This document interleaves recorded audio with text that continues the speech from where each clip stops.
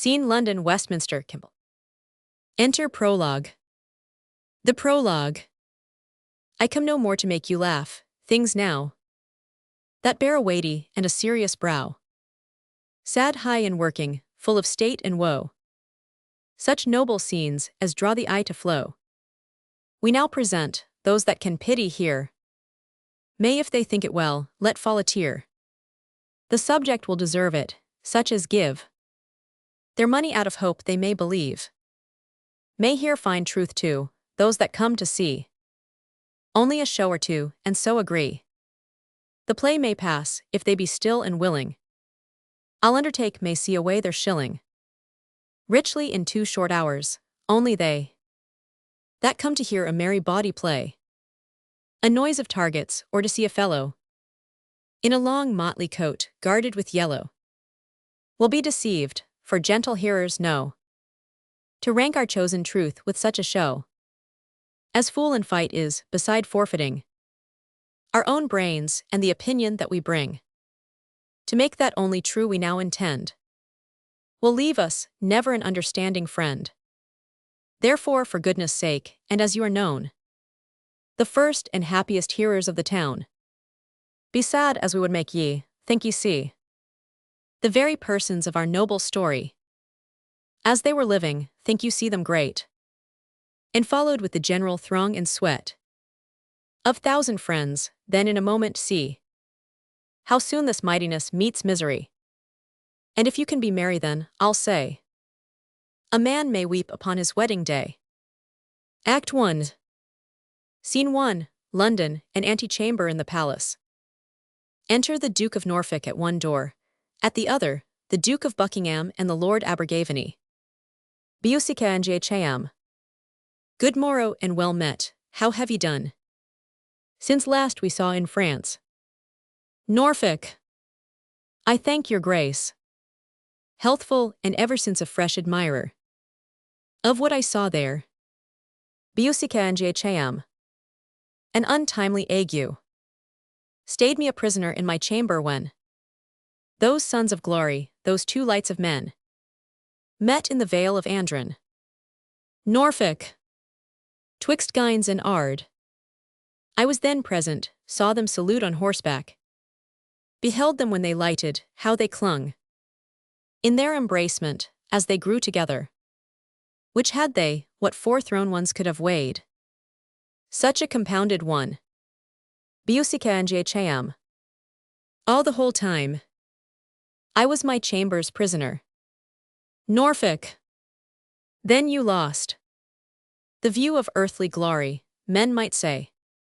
Till this time pomp was single, but now married to one above itself, each following day became the next day's master, till the last made former wonders its, today the French.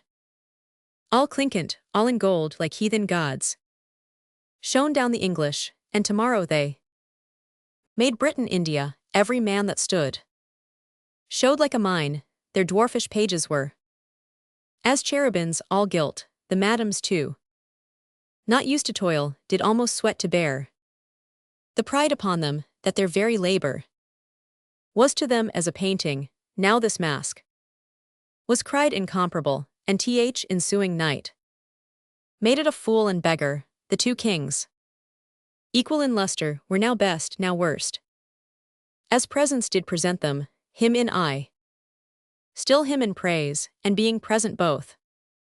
'Twas said they saw but one, and no discerner durst wag his tongue in censure, when these sons, for so they phrase 'em, by their heralds challenged the noble spirits to arms, they did perform beyond thought's compass, that former fabulous story being now seen possible enough, got credit that Bevis was believed.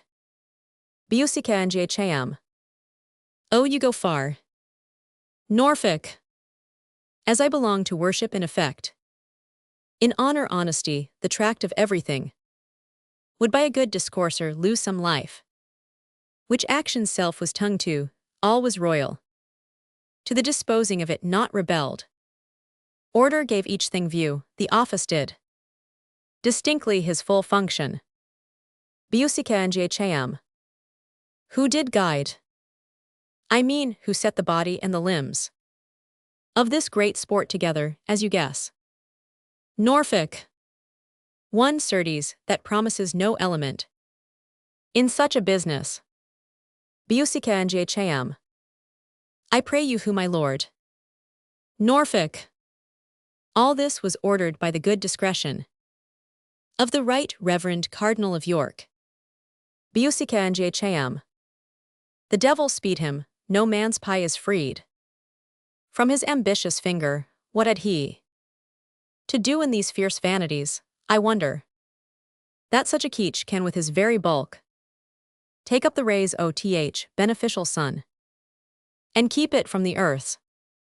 Norfolk. Surely, sir, there's in him stuff that puts him to these ends.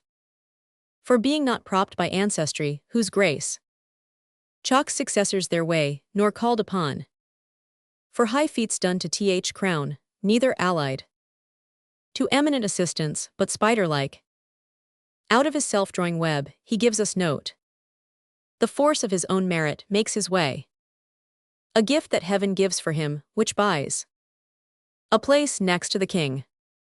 Abrjvnny.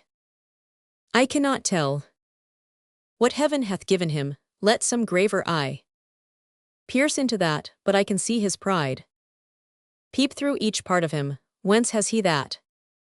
If not from hell, the devil is a niggard, or has given all before, and he begins a new hell in himself. Biusica and Cham. Why the devils? Upon this French going out, took he upon him, without the privity king t appoint, who should attend on him, he makes up the file of all the gentry, for the most part such, to whom as great a charge as little honor he meant to lay upon, and his own letter the honorable board of council out must fetch him any papers. Abrjvnny. I do know kinsmen of mine, 3 at the least, that have by this so sicken their estates that never they shall abound as formerly. Biusica and Cham. Oh, many's have broke their backs with laying manners on 'em. For this great journey, what did this vanity but minister communication of a most poor issue? Norfolk. Grievingly, I think, the peace between the French and us not values the cost that did conclude it. Biusica and Cham. Every man, after the hideous storm that followed, was a thing inspired and not consulting broke into a general prophecy that this tempest, dashing the garment of this peace, aboded the sudden breach on't. Norfolk. Which is budded out. For France hath flawed the league, and hath attached our merchants' goods at Bordeaux. Abrjvnny. Is it therefore?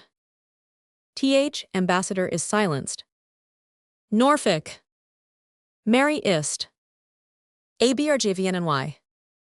A proper title of a piece and purchased at a superfluous rate. Biusica and Cham. Why all this business? Our reverend cardinal carried. Norfolk. Like it your grace. The state takes notice of the private difference betwixt you and the cardinal, I advise you, and take it from a heart that wishes towards you honor and plenteous safety, that you read the cardinal's malice and his potency together to consider further that what his high hatred would effect wants not a minister in his power. You know his nature, that he's revengeful, and I know his sword hath a sharp edge, it's long and may be said it reaches far, and where 'twill not extend, thither he darts it. Bosom up my counsel, you'll find it wholesome. Lo, where comes that rock that I advise your shunning? Enter Cardinal Wolsey, the purse borne before him, certain of the guard and 2 secretaries with papers. The cardinal in his passage fixeth his eye on Buckingham, and Buckingham on him, both full of disdain. WLSCY. The Duke of Buckingham's surveyor, ha! Where's his examination? Secretary. Here so please you. WLSCY. Is he in person ready? Secretary. I please your grace. WLSCY. Well, we shall then know more, and Buckingham shall lessen this big look. Exeunt Cardinal Wolsey and his train. Biusica Njham. This butcher's cur is venom-mouthed, and I have not the power to muzzle him, therefore best not wake him in his slumber, a beggar's book. Outworth's and noble's blood. Norfolk. What are you chafed? Ask God for temperance, that's the appliance only which your disease requires. Biusica Njham. I read in's looks matter against me, and his eye reviled me as his abject object, at this instant. He bores me with some trick, he's gone to King. I'll follow and outstare him. Norfolk. Stay, my lord. And let your reason with your collar question. What tease you go about, to climb steep hills?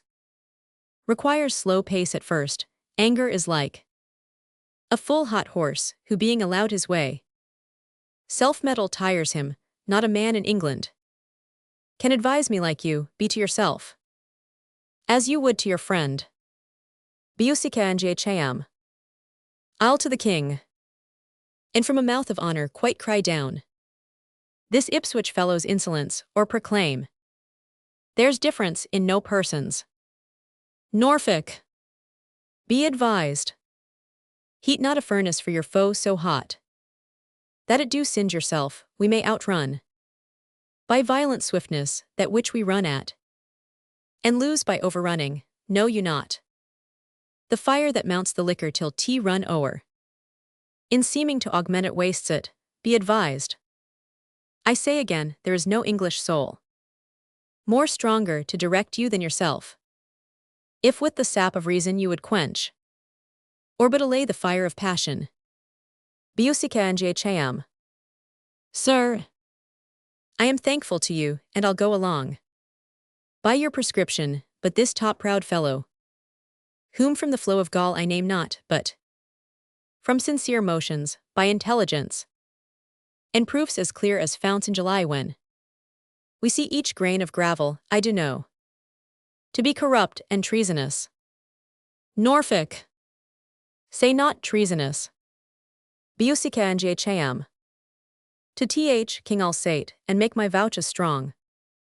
As shore of rock, attend this holy fox, or wolf or both, for he is equal ravenous, as he is subtle and as prone to mischief, as able to perform his mind and place, infecting one another, yea, reciprocally, only to show his pomp as well in France as here at home, suggests the king our master. To this last costly treaty, interview, that swallowed so much treasure, and like a glass, did break I rinsing. Norfolk. Faith, and so it did. Biusica Njham. Pray give me favor, sir, this cunning cardinal. The articles OTH combination drew as himself pleased, and they were ratified. As he cried thus let be, to as much end as give a crutch to the dead, but our Count Cardinal has done this, and 'tis well for worthy Wolsey, who cannot err he did it, now this follows, which as I take it, is a kind of puppy, to the old damned treason, Charles the Emperor, under pretence to see the Queen his aunt, for 'twas indeed his colour, but he came to whisper Wolsey, here makes visitation. His fears were that the interview betwixt England and France might through their amity breed him some prejudice, for from this league peeped harms that menaced him, he privily deals with our cardinal, and as I trow, which I do well, for I am sure the emperor paid ere he promised, whereby his suit was granted, ere it was asked, but when the way was made and paved with gold, the emperor thus desired that he would please to alter the king's course and break the foresaid peace, let the king know As soon he shall buy me, that thus the cardinal does buy and sell his honor as he pleases, and for his own advantage. Norfolk. I am sorry to hear this of him, and could wish he were something mistaken in't. Busicanghm. No, not a syllable. I do pronounce him in that very shape. He shall appear in proof. Enter Brandon, a sergeant-at-arms before him, and 2 or 3 of the guard. Brandon. Your office, sergeant, execute it. Sergeant. Sir. My lord the Duke of Buckingham, and Earl of Hereford, Stafford, and Northampton, I arrest thee of high treason in the name of our most sovereign king. Busicanghm. Lo you, my lord. The net has fallen upon me, I shall perish under device and practice. Brandon. I am sorry to see you tan from liberty, to look on the business present, tease his highness pleasure. You shall to th tower. Busicanghm. It will help nothing to plead mine innocence, for that die is on me, which makes my wits depart black. The will of Hev be done in this and all things, I obey. O my lord Abergavenny, fare you well. Brandon. Nay, he must bear you company. The king is pleased you shall to th tower. How he determines further. Abrjvnny. As the Duke said, the will of heaven be done, and the king's pleasure by me obeyed. Brandon. Here is warrant from the king to attach Lord Montague and the bodies of the Duke's confessor, John de la Carr. 1 Gilbert Peck, his chancellor. Busicanghm. So. These are the limbs o th plot, no more I hope. Brandon. A monk o th Chartreux. Busicanghm. O Nicholas Hopkins. Brandon. He. Busicanghm. My surveyor is false, the o'er great cardinal hath showed him gold, my life is spanned already. I am the shadow of poor Buckingham, whose figure even this instant cloud puts on. By darkening my clear sun, my lord farewell. Scene 2, the same, the council chamber. Cornets, enter King Henry, leaning on the cardinal's shoulder, the nobles, and Sir Thomas Lovell. The cardinal places himself under the king's feet on his right side. King. My life itself, and the best heart of it. Thanks you for this great care. I stood ith level of a full-charged confederacy, and give thanks to you that choked it, let be called before us that gentleman of Buckingham's, in person. I'll hear his confessions justify, and point by point the treasons of his master. He shall again relate. A noise within crying room for the Queen. Enter Queen Catherine, ushered by the Duke of Norfolk and the Duke of Suffolk. She kneels. The king riseth from his state, takes her up and kisses her. Queen Catherine. Nay, we must longer kneel, I am a suitor. King. Arise and take place by us. He placeth her by him. Half your suit. Never name to us, you have half our power. The other moiety ere you ask is given. Repeat your will, and take it. Queen Catherine. Thank your majesty, that you would love yourself, and in that love, not unconsidered, leave your honor nor the dignity of your office, is the point of my petition. King. Lady mine, proceed. Queen Catherine. I am solicited, not by a few, and those of true condition, that your subjects are in great grievance. There have been commissions sent down among 'em which hath flawed the heart of all their loyalties, wherein although, my good Lord Cardinal, they vent reproaches most bitterly on you as putter on of these exactions, yet the king our master, whose honor heaven shield from soil, even he escapes not. Language unmannerly, yea, such which breaks the sides of loyalty, and almost appears in loud rebellion. Norfolk. Not almost appears. It doth appear, for upon these taxations, the clothiers all, not able to maintain, the many to them longing, have put off. The spinsters, carders, fullers, weavers who, unfit for other life, compelled by hunger, and lack of other means, in desperate manner, daring the event to teeth, are all in uproar. And danger serves among them. King. Taxation. Wherein and what taxation, my Lord Cardinal? You that are blamed for it alike with us. Know you of this taxation? WLSCY. Please you, sir. I know but of a single part in aught pertains to state, and front but in that file, where others tell steps with me. Queen Cathrine. No, my lord. You know no more than others, but you frame things that are known alike, which are not wholesome to those which would not know them, and yet must perforce be their acquaintance. These exactions, whereof my sovereign would have note, they are most pestilent to the hearing, and to bear 'em. The back is sacrificed to the load, they say. They are devised by you, or else you suffer too hard an exclamation. King. Still exaction. The nature of it, in what kind, let's know. Is this exaction? Queen Cathrine.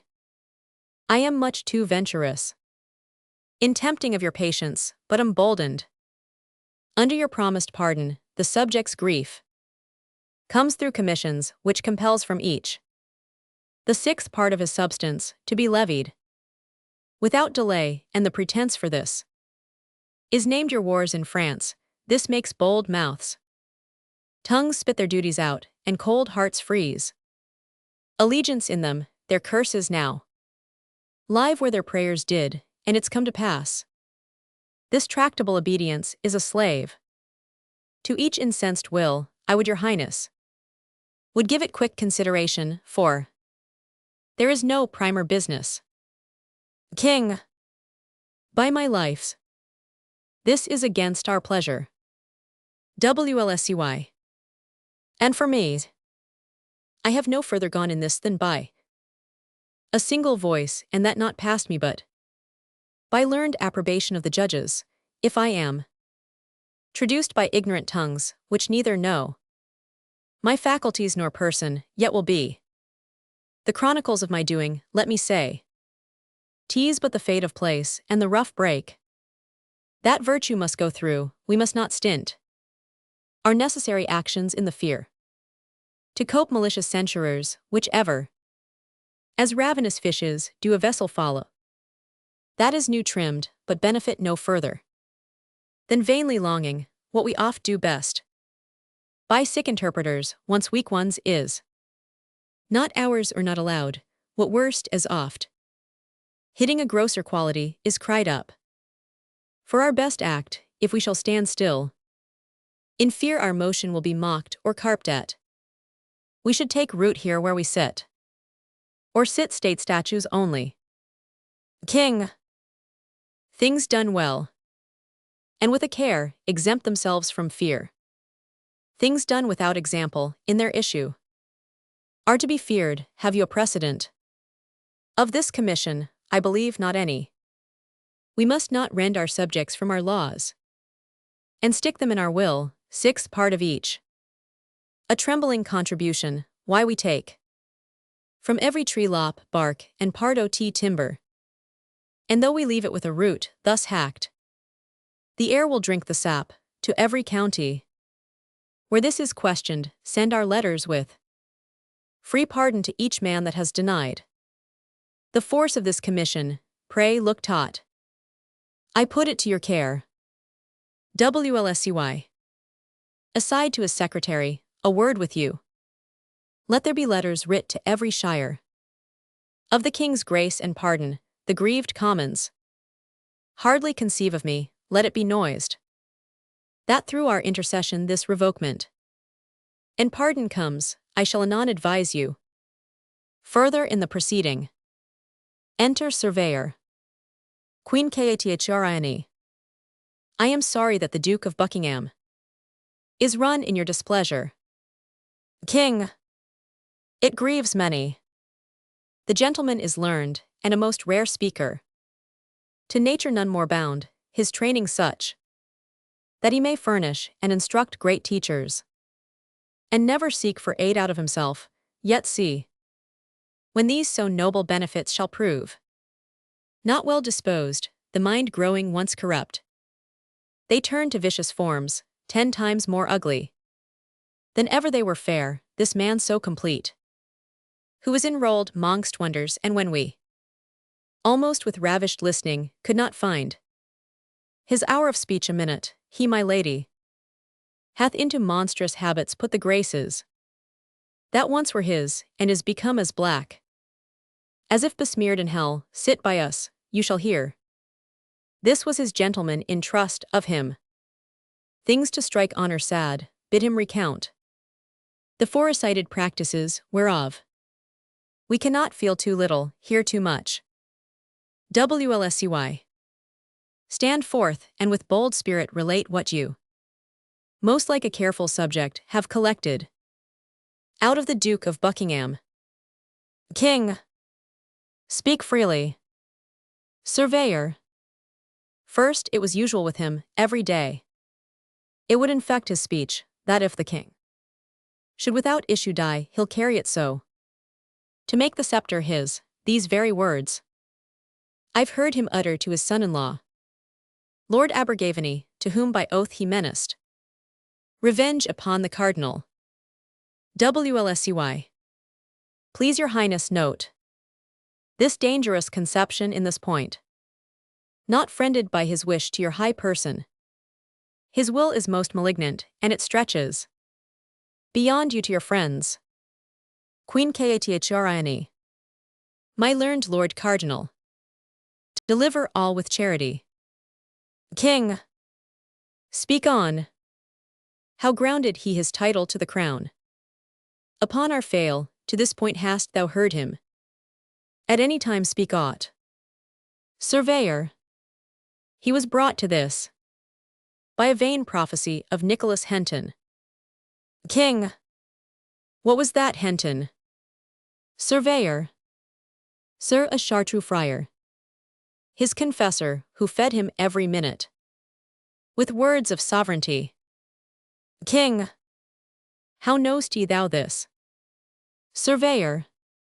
Not long before your highness sped to France, the Duke being at the Rose, within the parish, St. Lawrence Pulteney did of me demand, what was the speech among the Londoners concerning the French journey? I replied, men fear the French would prove perfidious to the king's danger. Presently the Duke said 'twas the fear indeed, and that he doubted 'twould prove the verity of certain words spoke by a holy monk, that oft, says he, hath sent to me, wishing me to permit John de la Carre, my chaplain, a choice hour to hear from him a matter of some moment, whom after under the confession's seal he solemnly had sworn that what he spoke, my chaplain to no creature living but to me should utter with demure confidence.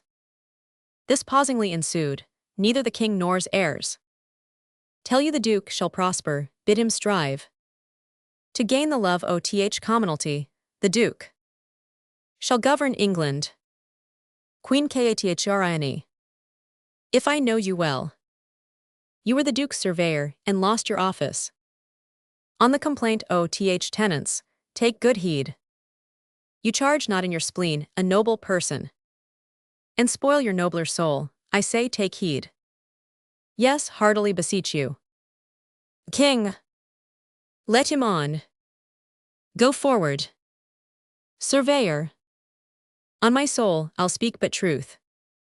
I told my lord the Duke, by th devil's illusions, the monk might be deceived, and that 'twas dangerous for him to ruminate on this so far until it forged him some design, which, being believed, It was much like to do, he answered, tush.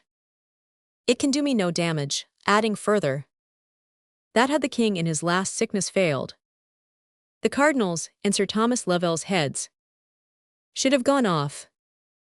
King! Ha, what so rank, There's mischief in this man, canst thou say further? Surveyor. I can, my liege. King. Proceed. Surveyor. Being at Greenwich, after your highness had reproved the duke about Sir William Bulmer. King. I remembers. Of such a time, being my sworn servant, the duke retained him his, but on what hence? Surveyor. If, quoth he, I for this had been committed. As to the Tower, I thought I would have played the part my father meant to act upon. Usurper Richard, who, being at Salisbury, made suit to come in's presence, which if granted, as he made semblance of his duty, would have put his knife into him. King. A giant traitor. WLSCY. Now, madam, may his highness live in freedom, and this man out of prison. Queen Kathrine. God mend all. King. There's something more would out of thee, what say'st? Surveyor. After the duke his father, with the knife, he stretched him, and with one hand on his dagger, another spread on's breast, mounting his eyes, he did discharge a horrible oath, whose tenor was were he evil used, he would outgo his father by as much as a performance does an irresolute purpose. King. There's his period. To sheathe his knife in us, he is attached. Call him to present trial, if he may. Find mercy in the law, tease his, if none. Let him not seek tea of us, by day and night. He's traitor to height. Scene 3, an antechamber in the palace. Enter Lord Chamberlain and Lord Sandys. Chamberlain. Is't possible the spells of France should juggle men into such strange mysteries? Sandys. New customs, though they be never so ridiculous. Nay, let 'em be unmanly, yet are followed. Chamberlain. As far as I see, all the good our English have got by the late voyage is but merely a fit or two face, but they are shrewd ones. For when they hold 'em, you would swear directly their very noses had been counselors. To Pepin or Clotharius they keep state so. Sandys. They have all new legs and lame ones, one would take it, that never saw 'em pace before the spavin, or springhalt reigned among 'em. Chamberlain. Death, my lord. Their clothes are after such a pagan cut taut, that sure they've worn out Christendom. Enter Sir Thomas Lovell. How now? What news, Sir Thomas Lovell? Lovell's. Faith, my lord. I hear of none but the new proclamation that's clapped upon the court gate. Chamberlain. What is't for? Lovell's. The reformation of our travelled gallants, that fill the court with quarrels, talk, and tailors. Chamberlain. I'm glad 'tis there. Now I would pray our messieurs to think an English courtier may be wise, and never see the Louvre. Lovell's.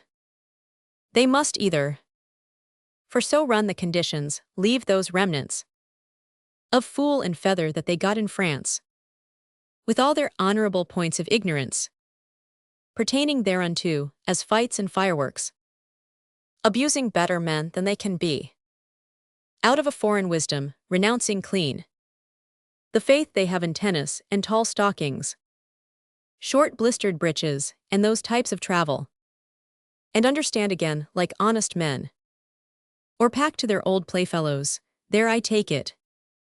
They may cum provalgio we away the lag end of their lewdness and be laughed at. Sandys. 'Tis time to give 'em physic, their diseases are grown so catching. Chamberlain. What a loss our ladies will have of these trim vanities.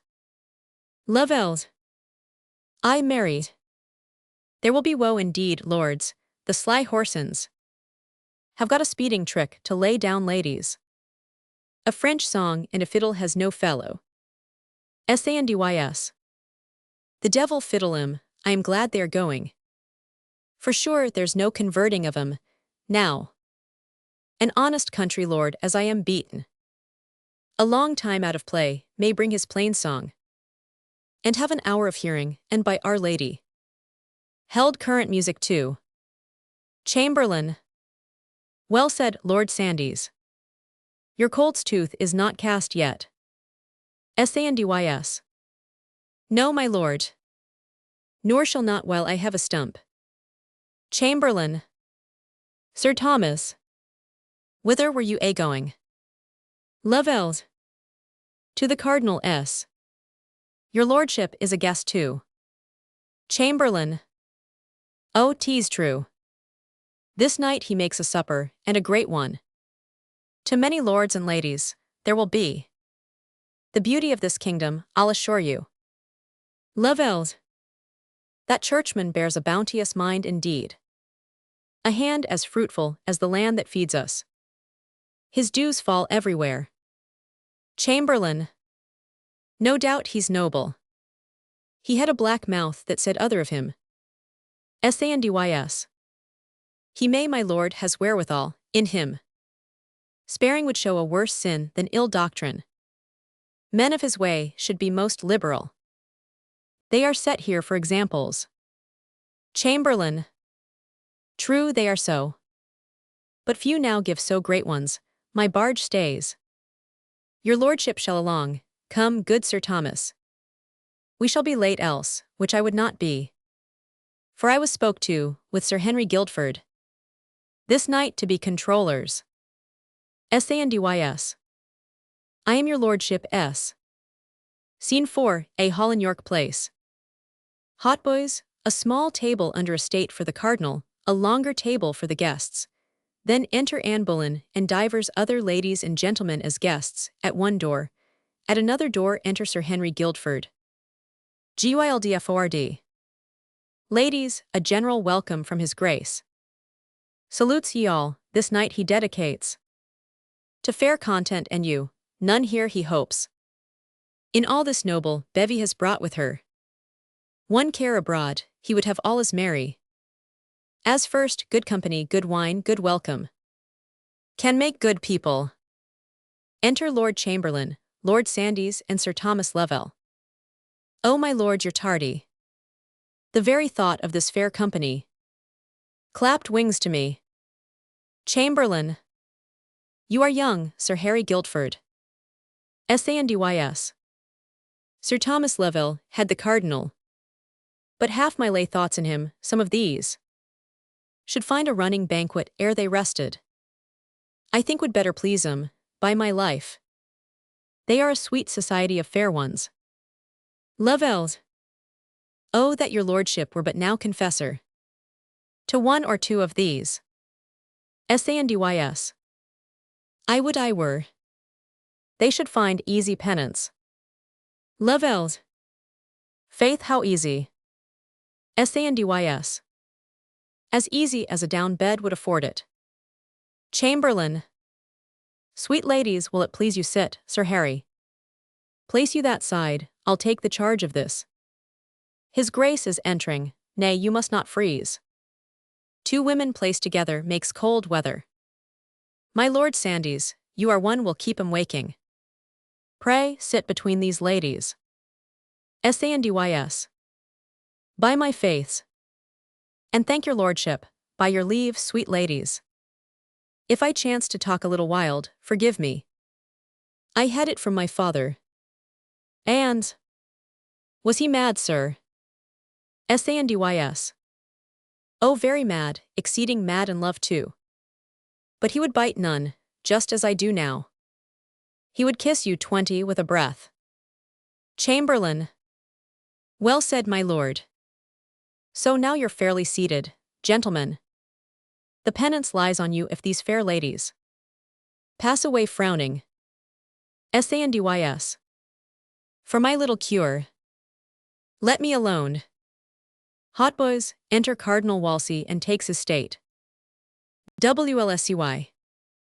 You're welcome, my fair guests, that noble lady or gentleman that is not freely merry is not my friend, this to confirm my welcome.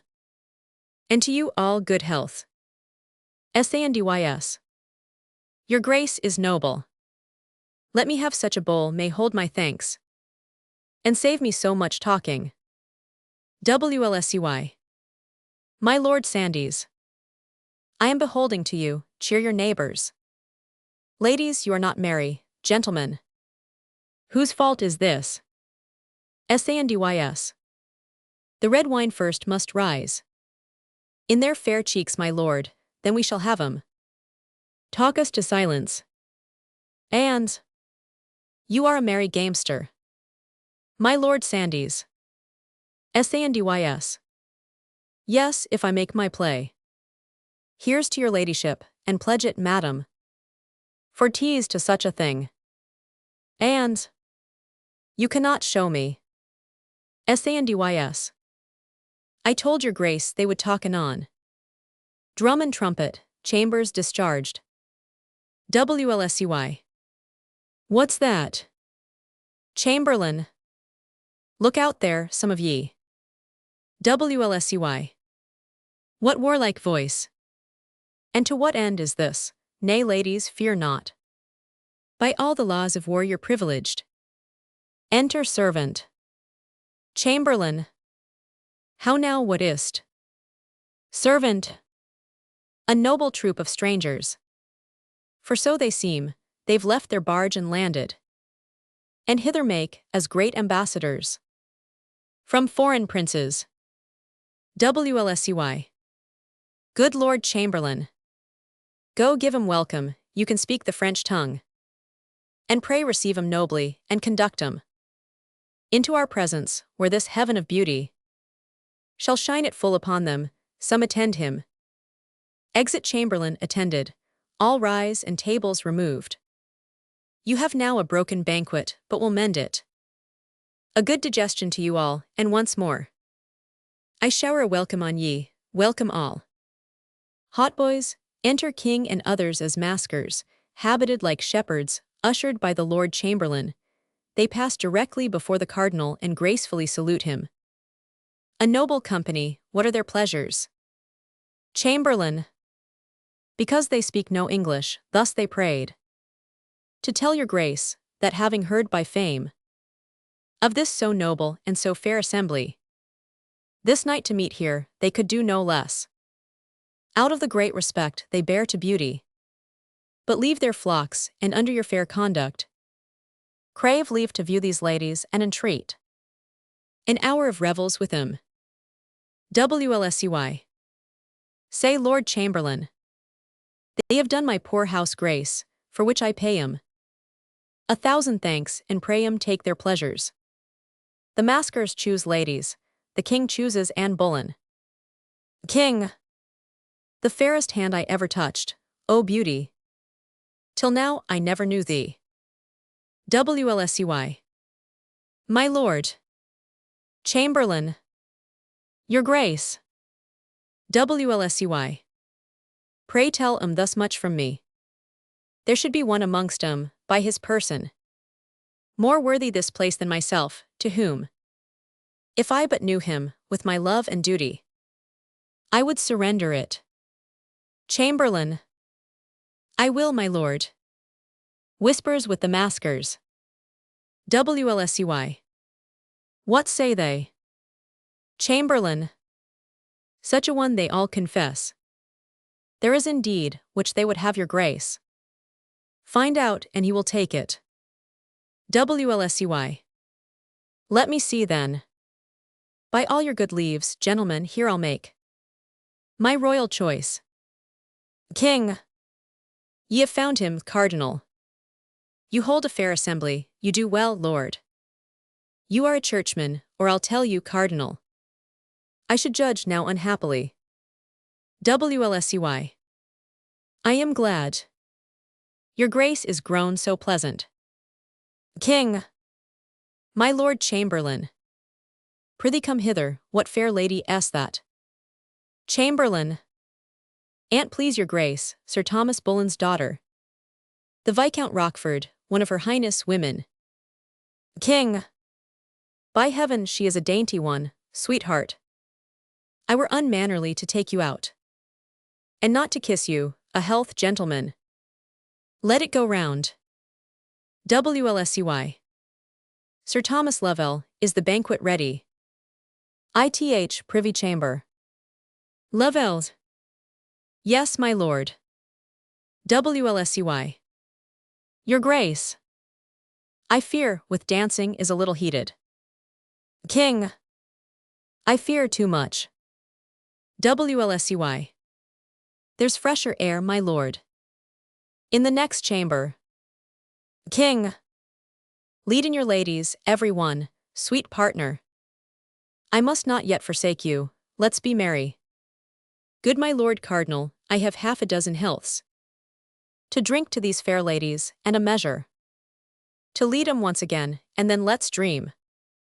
Who's best in favor, let the music knock it. Exeunt with trumpets. Act 2. Scene 1, Westminster, a street.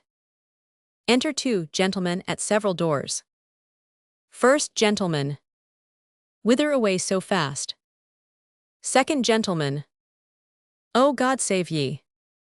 Even to the hall, to hear what shall become of the great Duke of Buckingham. First gentleman. I'll save you. That labour, sir, all's now done but the ceremony of bringing back the prisoner. Second gentleman. Were you there?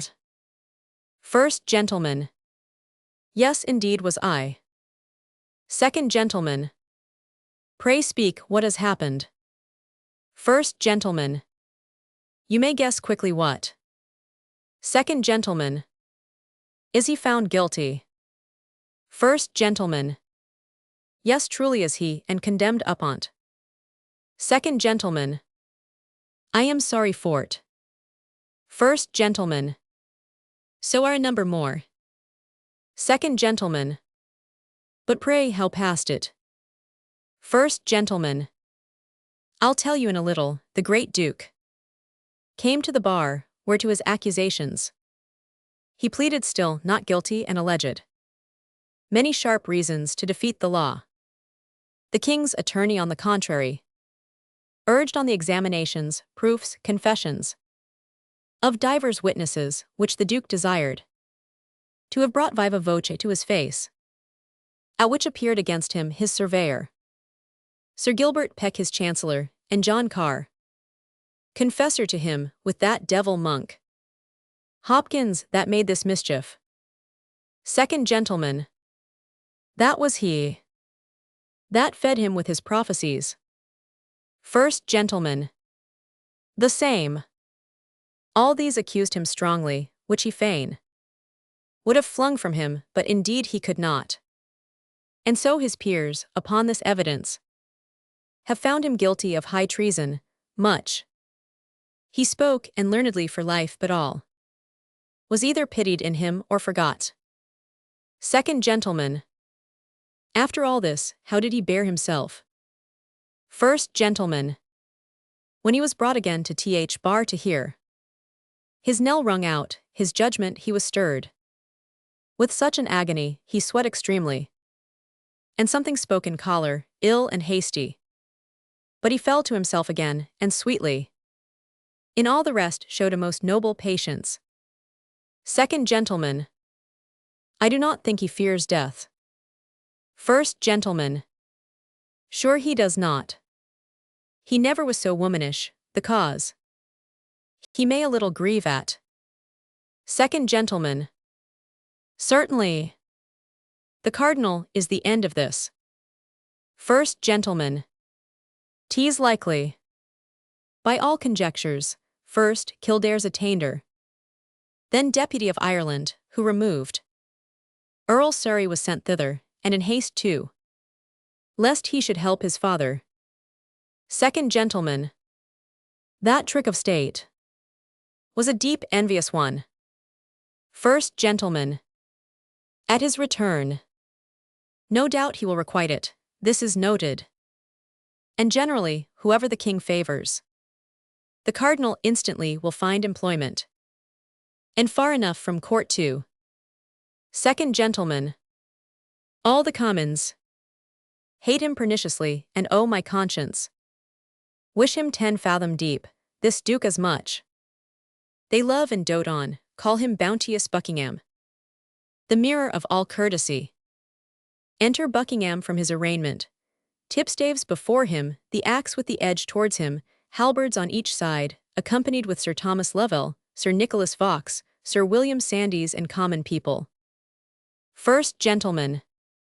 Stay there, sir, and see the noble ruined man you speak of. Second gentleman. Let's stand close and behold him. Biusika. All good people, you that thus far have come to pity me, hear what I say, and then go home and lose me. I have this day received a traitor's judgment, and by that name must die, yet heaven bear witness. And if I have a conscience, let it sink me, even as the axe falls, if I be not faithful. The law I bear no malice for my death. T has done, upon the premises but justice. But those that sought it, I could wish more Christians. Be what they will, I heartily forgive 'em. Yet let 'em look they glory not in mischief, nor build their evils on the graves of great men. For then my guiltless blood must cry against 'em. For further life in this world I ne'er hope, nor will I sue, although the king have mercies. More than I dare make faults, you few that loved me, and dare be bold to weep for Buckingham. His noble friends and fellows, whom to leave is only bitter to him, only dying. Go with me like good angels to my end. And as the long divorce of steel falls on me, make of your prayers one sweet sacrifice, and lift my soul to heaven, lead on, I God's name. Lovels, I do beseech your grace, for charity, if ever any malice in your heart were hid against me, now to forgive me frankly. Biusika. Sir Thomas Lovell, I as free forgive you. As I would be forgiven, I forgive all. There cannot be those numberless offences gainst me that I cannot take peace with, no black envy shall mark my grave, commend me to his grace. And if he speak of Buckingham, pray tell him, you met him half in heaven, my vows and prayers yet are the king's, and till my soul forsake, shall cry for blessings on him, may he live longer than I have time to tell his years. Ever beloved and loving may his rule be, and when old time shall lead him to his end, goodness and he fill up one monument. Lovels. To Th. Waterside I must conduct your grace. Then give my charge up to Sir Nicholas Vaux, who undertakes you to your end. Vaux. Prepare there. The Duke is coming, see the barge be ready, and fit it with such furniture as suits the greatness of his person. Biusika. Nay, Sir Nicholas, let it alone, my state now will but mock me. When I came hither, I was Lord High Constable and Duke of Buckingham, now poor Edward Bohun. Yet I am richer than my base accusers, that never knew what truth meant, I now seal it. And with that blood will make 'em one day groan fort. My noble father, Henry of Buckingham, who first raised head against usurping Richard, flying for succor to his servant Bannister, being distressed, was by that wretch betrayed, and without trial fell, God's peace be with him. Henry the Seventh succeeding, truly pitying my father's loss, like a most royal prince, restored me to my honors and out of ruins, made my name once more noble, now his son, Henry the Eighth, life, honor, name, and all that made me happy at one stroke has taken forever from the world. I had my trial, and must needs say a noble one, which makes me a little happier than my wretched father. Yet thus far we are one in fortunes, both. Fell by our servants, by those men we loved most. A most unnatural and faithless service. Heaven has an end in all, yet you that hear me. This from a dying man receive as cert. Where you are liberal of your loves and counsels. Be sure you be not loose, for those you make friends. And give your hearts to, when they once perceive. The least rub in your fortunes, fall away. Like water from ye, never found again. But where they mean to sink ye, all good people. Pray for me, I must now forsake ye, the last hour of my long weary life is come upon me. Farewell, and when you would say something that is sad, speak how I fell, I have done, and God forgive me. Exeunt Duke and Train. First Gentleman. Oh, this is full of pity, sir, it calls. I fear, too many curses on their heads. That were the authors. Second Gentleman. If the Duke be guiltless, 'tis full of woe, yet I can give you inkling of an ensuing evil if it fall greater than this. First Gentleman. Good angels keep it from us. What may it be? You do not doubt my faith, sir. Second Gentleman. This secret is so weighty, 'twill require a strong faith to conceal it. First Gentleman. Let me have it. I do not talk much. Second Gentleman. I am confident. You shall, sir, did you not of late days hear a buzzing of a separation between the king and Catherine? First Gentleman. Yes, but it held not. For when the king once heard it, out of anger, he sent command to the Lord Mayor straight to stop the rumor and allay those tongues that durst disperse it. Second Gentleman. But that slander, sir, is found a truth now, for it grows again fresher than ere it was, and held for certain. The king will venture at it, either the cardinal or some about him near, have, out of malice to the good queen, possessed him with a scruple that will undo her. To confirm this too, Cardinal Campius is arrived, and lately, as all think, for this business. First Gentleman. 'Tis the cardinal, and merely to revenge him on the emperor for not bestowing on him at his asking the Archbishopric of Toledo. This is purposed. Second Gentleman. I think you have hit the mark, but is't not cruel that she should feel the smart of this? The cardinal will have his will, and she must fall. First Gentleman. 'Tis woeful. We are too open here to argue this. Let's think in private more. Scene 2, an antechamber in the palace. Enter Lord Chamberlain, reading this letter. Chamberlain. My lord, the horses your lordship sent for, with all the care had I saw well chosen, ridden, and furnished. They were young and handsome, and of the best breed in the north. When they were ready to set out for London, a man of my lord Cardinal S. by commission and main power took 'em from me with this reason: his master would be served before a subject, if not before the king, which stopped our mouths, sir. I fear he will indeed.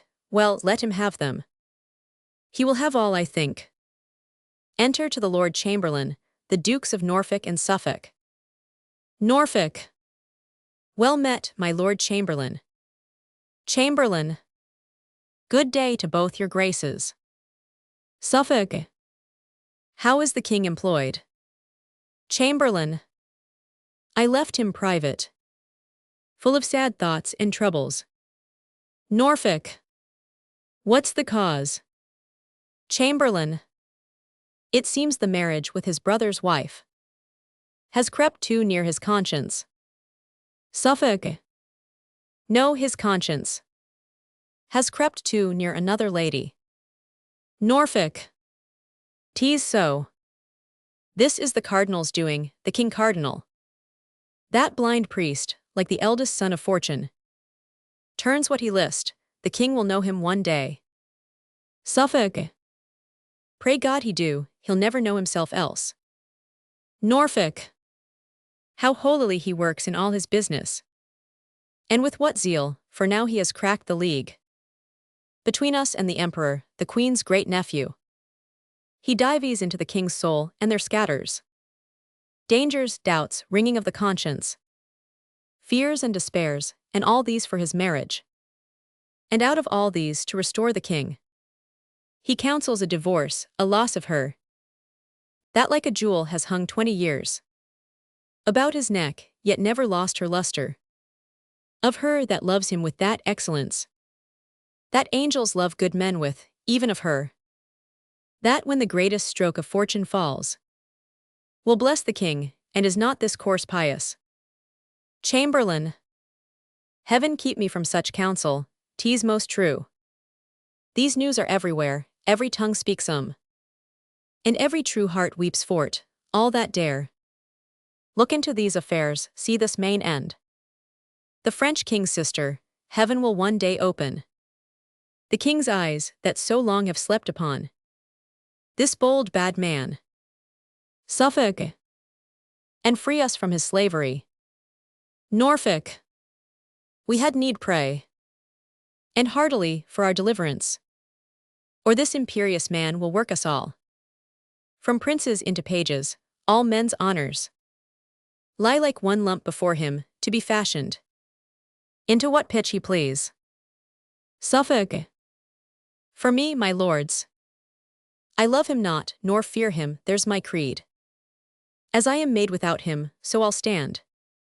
If the king please, his curses and his blessings touch me alike, their breath I not believe in. I knew him and I know him, so I leave him to him that made him proud, the Pope. Norfolk.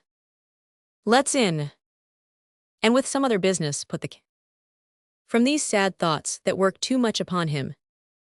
My lord, you'll bear us company. Chamberlain. Excuse me. The king has sent me otherwhere, besides. You'll find a most unfit time to disturb him. Health to your lordships.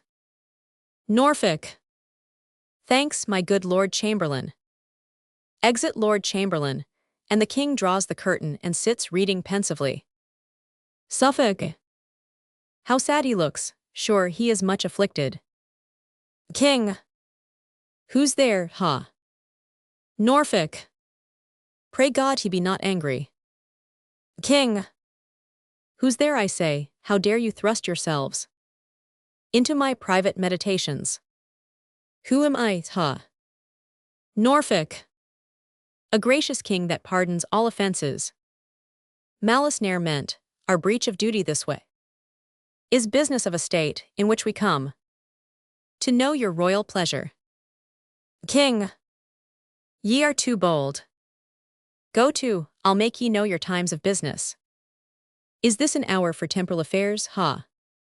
Enter Wolsey, and Campius with a commission. Who's there, my good Lord Cardinal, O my Wolsey?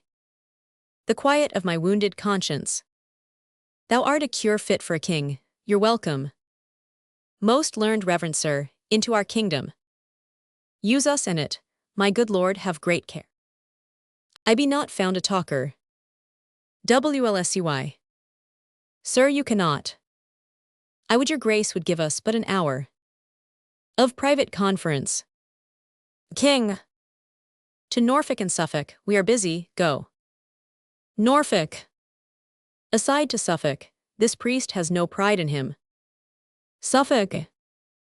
Aside to Norfolk, not to speak of. I would not be so sick though for his place. But this cannot continue.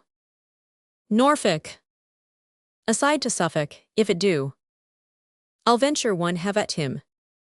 Suffolk. Aside to Norfolk, I another.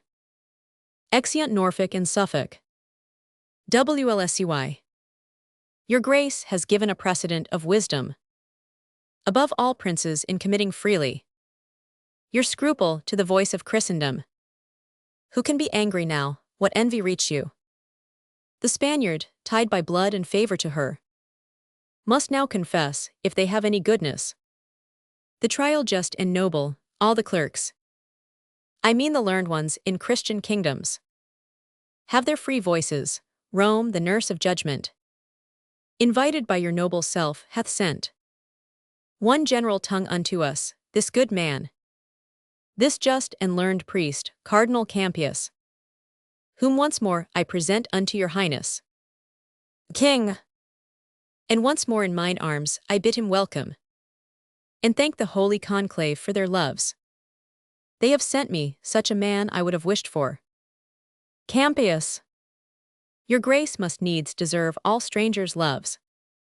You are so noble, to your highness I tender my commission, by whose virtue the court of Rome commanding, you my lord, Cardinal of York, are joined with me their servant, in the unpartial judging of this business.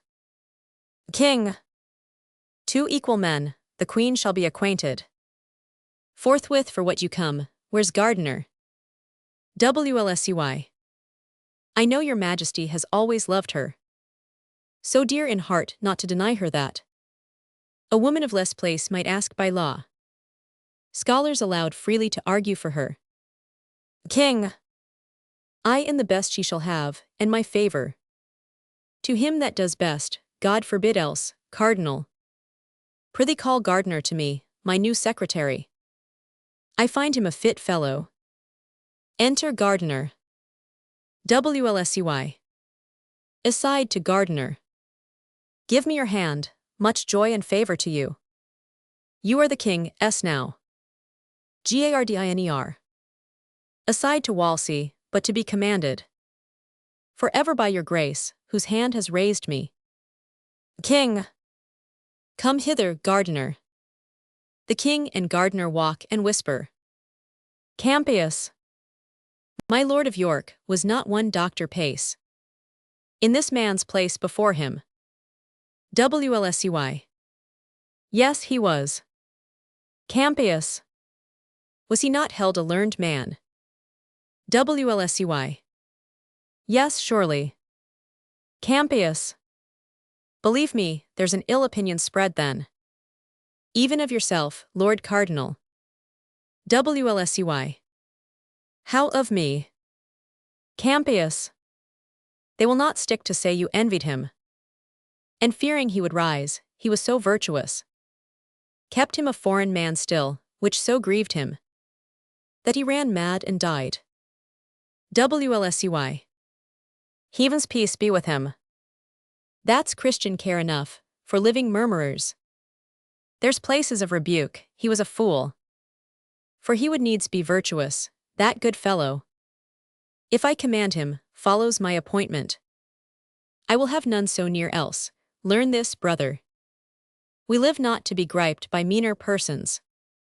King. Deliver this with modesty to Queen. The most convenient place that I can think of for such receipt of learning is Blackfriars. There ye shall meet about this weighty business. My Wolsey see it furnished, O my lord. Would it not grieve an able man to leave so sweet a bedfellow, but conscience. Oh, 'tis a tender place, and I must leave her. Scene 3, an antechamber of the Queen's apartments. Enter Anne Boleyn, and an old lady. And not for that neither, here's the pang that pinches. His Highness having lived so long with her, and she so good a lady that no tongue could ever pronounce dishonor of her by my life. She never knew harm doing, oh now after so many courses of the sun enthroned, still growing in a majesty and pomp, the which to leave 1,000-fold more bitter than 'tis sweet at first to acquire, after this process. To give her the avant, it is a pity, would move a monster. Old lady, hearts of most hard temper, melt and lament for her. And, O God's will, much better. She ne'er had known pomp, tho't be temporal. Yet if that quarrel fortune do divorce it from the bearer, 'tis a sufferance panging, as soul and body's severing. Old lady, alas, poor lady, she's a stranger now again. And so much the more must pity drop upon her, verily. I swear 'tis better to be lowly born, and range with humble livers in content, than to be perked up in a glistering grief, and wear a golden sorrow. Old lady, our content is our best having, and, by my troth and maidenhead, I would not be a queen. Old lady, beshrew me I would, and venture maidenhead for't, and so would you. For all this spice of your hypocrisy, you that have so fair parts of woman on you, have too a woman's heart which ever yet affected eminence, wealth, sovereignty, which to say sooth are blessings, and which gifts, saving your mincing, the capacity of your soft cheverel conscience would receive, if you might please to stretch it.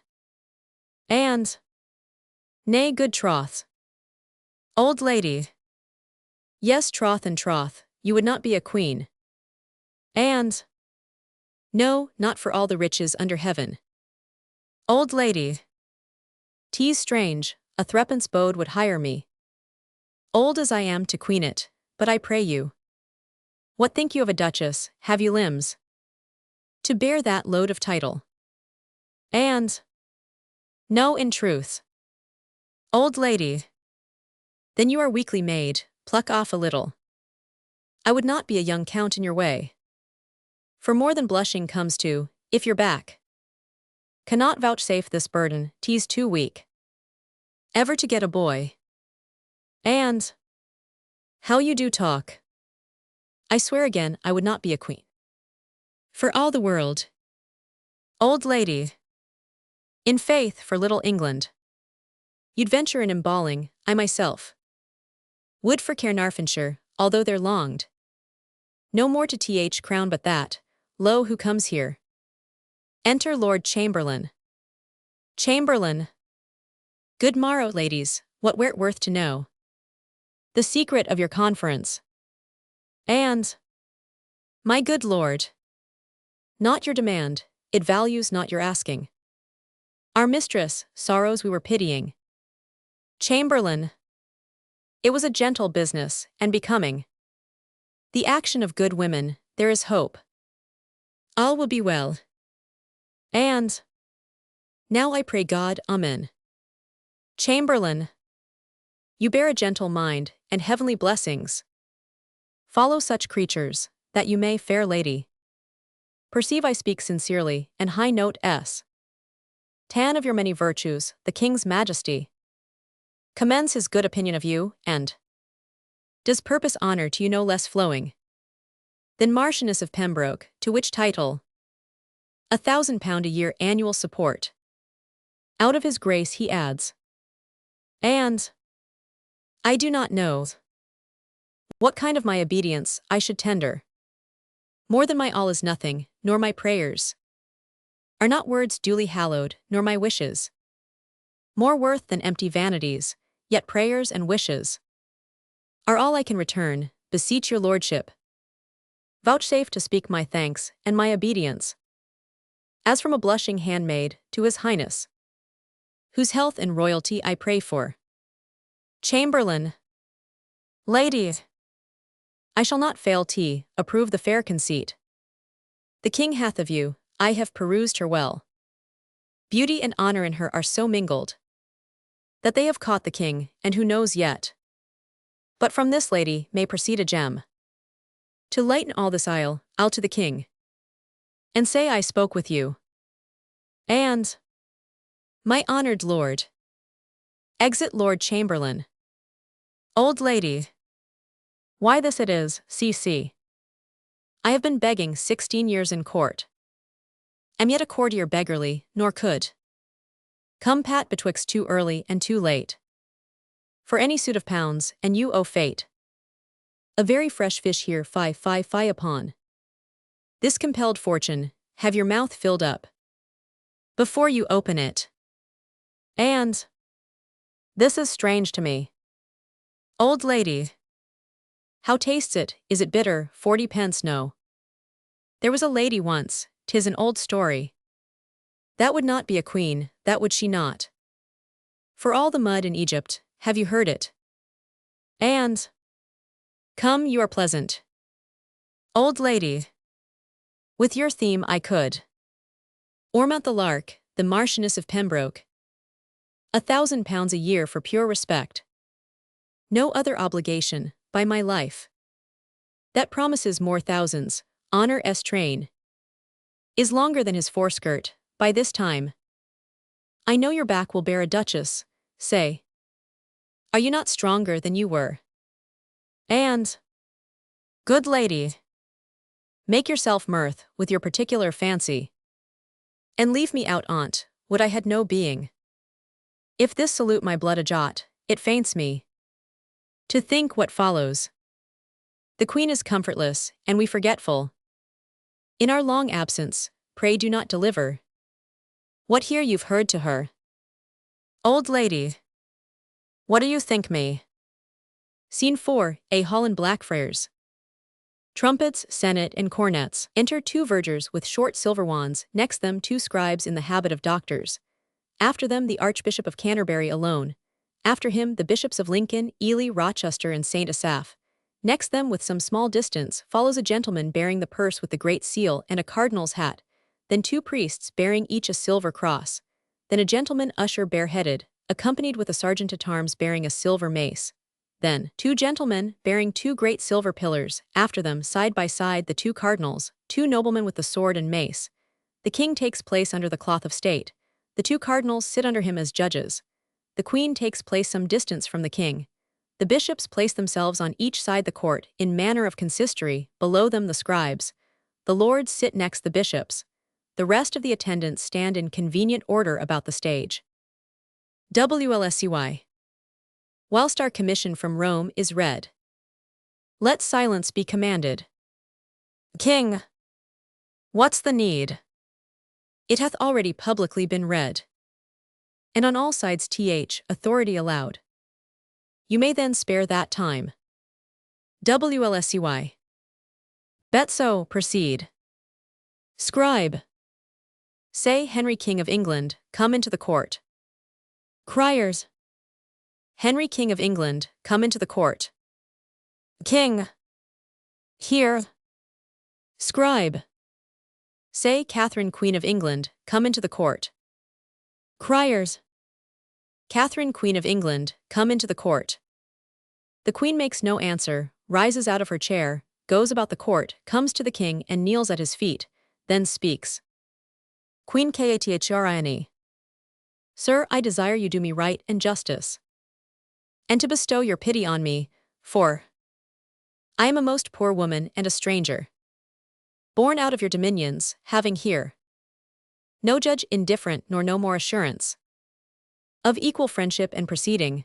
Alas, sir, in what have I offended you, what cause hath my behavior given to your displeasure, that thus you should proceed to put me off, and take your good grace from me? Heaven witness, I have been to you a true and humble wife, at all times to your will conformable, ever in fear to kindle your dislike, yea, subject to your countenance, glad or sorry, as I saw it inclined. When was the hour I ever contradicted your desire, or made it not mine too, or which of your friends have I not strove to love, although I knew he were mine enemy? What friend of mine that had to him derived your anger did I continue in my liking, nay, gave notice he was from thence discharged? Sir, call to mind that I have been your wife in this obedience upward of 20 years, and have been blessed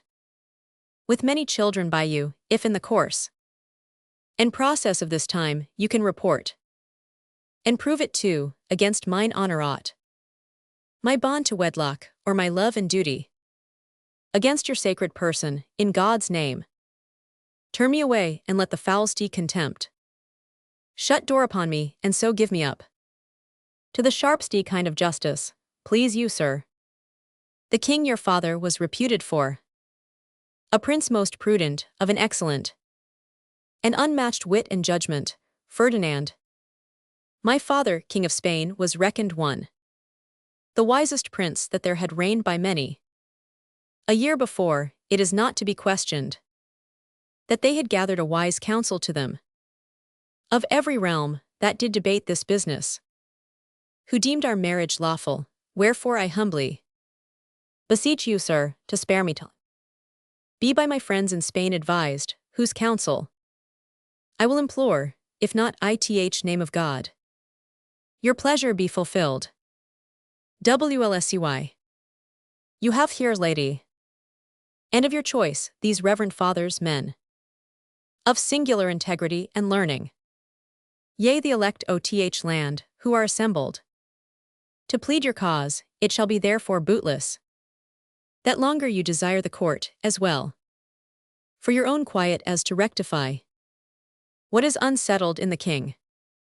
Campius, his grace, hath spoken well and justly, therefore, madam, it's fit this royal session do proceed, and that without delay their arguments be now produced and heard.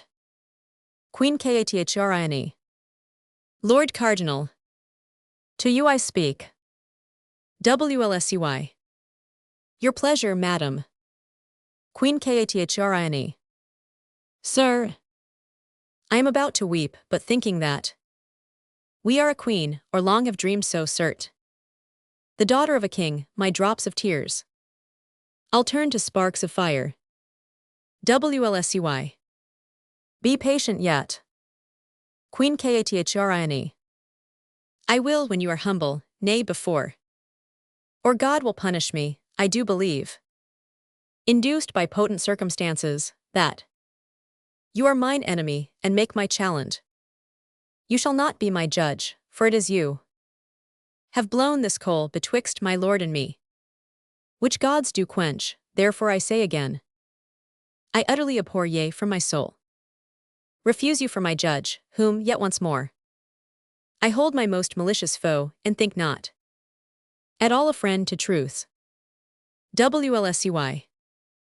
I do profess you speak not like yourself, who ever yet have stood to charity and displayed effects of disposition gentle and of wisdom, o'ertopping woman's power.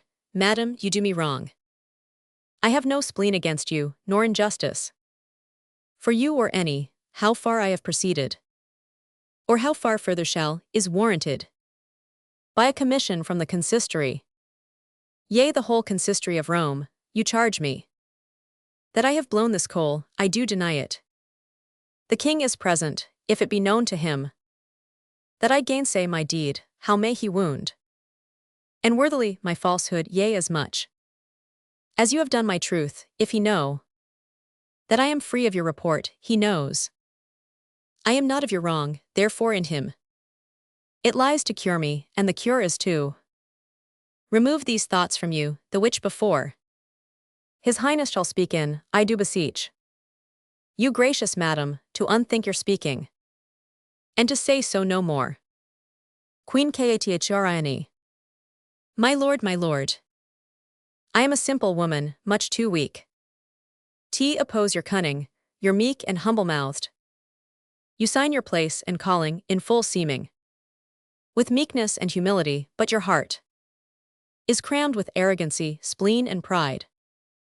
You have, by fortune and his highness, favors, gone slightly o'er low steps, and now are mounted where powers are your retainers, and your words domestics to you, serve your will as please. Yourself pronounce their office. I must tell you, you tender more your person's honor than your high profession spiritual. That again I do refuse you for my judge, and here before you all appeal unto the Pope to bring my whole cause for his holiness, and to be judged by him. She curtsies to the king, and offers to depart. Campius. The queen is obstinate, stubborn to justice, apt to accuse it, and disdainful to be tried bite, tease not well. She's going away. King. Call her again. Criers. Catherine, Queen of England, come into the court. Gentleman usher. Madam, you are called back. Queen Catherine. What need you note it? Pray you keep your way. When you are called, return, now the Lord help. They vex me past my patience, pray you pass on. I will not tarry, no nor evermore. Upon this business my appearance make. In any of their courts. Exeunt Queen and her attendants. King! Go thy ways, Kate. That man ith world who shall report he has a better wife, let him in naught be trusted. For speaking false in that, thou art alone. If thy rare qualities, sweet gentleness, thy meekness saint-like, wife-like government, obeying and commanding, and thy parts, sovereign and pious else, could speak thee out. The queen of earthly queens, she's noble born, and like her true nobility she has carried herself towards me. WLSCY. Most gracious sir, in humblest manner I require your highness, that it shall please you to declare, in hearing of all these ears, for where I am robbed and bound, there must I be unloosed, although not there, at once and fully satisfied, whether ever I did broach this business to your highness, or laid any scruple in your way which might induce you to the question on't, or ever have to you, but with thanks to God for such a royal lady, spake one the least word that might be to the prejudice of her present state, or touch of her good person. King! My Lord Cardinal, I do excuse you, yea, upon mine honor. I free you from't, you are not to be taught that you have many enemies that know not why they are so, but like to village curs, bark when their fellows do, by some of these. The queen is put in anger, you're excused. But will you be more justified, you ever have wished the sleeping of this business, never desired it to be stirred, but oft have hindered, oft the passages made toward it, on my honor. I speak my good Lord Cardinal to this point, and thus far clear him, now what moved me taught. I will be bold with time and your attention. Then mark inducement, thus it came, give heed taught. My conscience first received a tenderness, scruple and prick on certain speeches uttered by Bishop of Bayonne, then French ambassador, who had been hither sent on the debating a marriage twixt the Duke of Orleans and our daughter Mary, progress of this business. Ere a determinate resolution, I mean the bishop, did require a respite, wherein he might the king his lord advertise whether our daughter were legitimate. Respecting this, our marriage with the dowager, sometimes our brother's wife, this respite shook the bosom of my conscience, entered me, yea, with a splitting power, and made to tremble the region of my breast, which forced such way that many mazed considerings did throng. And pressed in with this caution, first, methought I stood not in the smile of heaven, who had commanded nature that my lady's womb, if it conceived a male child by me, should do no more offices of life taught than the grave does to dead, for her male issue, or died where they were made, or shortly after. This world had erred them, hence I took a thought. This was a judgment on me, that my kingdom, well worthy the best heir world, should not be gladded in't by me. Then follows that I weighed the danger which my realm stood in. By this my issues fail, and that gave to me many a groaning throe, thus hulling in the wild sea of my conscience, I did steer toward this remedy whereupon we are now present here together, that's to say, I meant to rectify my conscience, which I then did feel full sick, and yet not well, by all the reverend fathers of the land and doctors learned. First I began in private with you, my Lord of Lincoln. You remember how under my oppression I did wreak when I first moved you. Chapter 51, Engcalmed. Very well, my liege. King, I have spoke long, be pleased yourself to say how far you satisfied me. Chapter 51, Engcalmed. So please your highness. The question did at first so stagger me, bearing a state of mighty moment, and consequence of dread, that I committed the daring steep counsel which I had to doubt, and did entreat your highness to this course, which you are running here. King, I then moved you, my lord of Canterbury, and got your leave to make this present summons, unsolicited. I left no reverend person in this court, but by particular consent proceeded under your hands and seals, therefore go on. For no dislike ith world against the person of the good queen, but the sharp thorny points of my alleged reasons drives this forward. Prove but our marriage lawful by me, and kingly dignity we are contented to wear our mortal state to come with her. Catherine, our queen, before the primest creature. That's Paragon oth world. Campius. So please your highness. The queen being absent, 'tis a needful fitness that we adjourn this court till further day. Meanwhile must be an earnest motion made to the queen to call back her appeal she intends unto his holiness. King, I may perceive these cardinals trifle with me, I abhor this dilatory sloth and tricks of Rome. My learned and well-beloved servant, Cranmer, prithee return, with thy approach I know my comfort comes along, break up the court. I say, set on. Exeunt in manner as they entered. Act 3. Scene 1, London, the Queen's apartments. Enter Queen and her women, as at work. Queen Catherine. Take thy lute, wench, my soul grows sad with troubles. Sing and disperse 'em if thou canst, leave working. Womans! Orpheus with his lute made trees, and the mountain tops that freeze, bow themselves when he did sing. To his music plants and flowers, ever sprung as sun and showers, there had made a lasting spring. Everything that heard him play, even the billows of the sea, hung their heads and then lay by. In sweet music is such art, killing care and grief of heart. Fall asleep or hearing die. Enter a gentleman.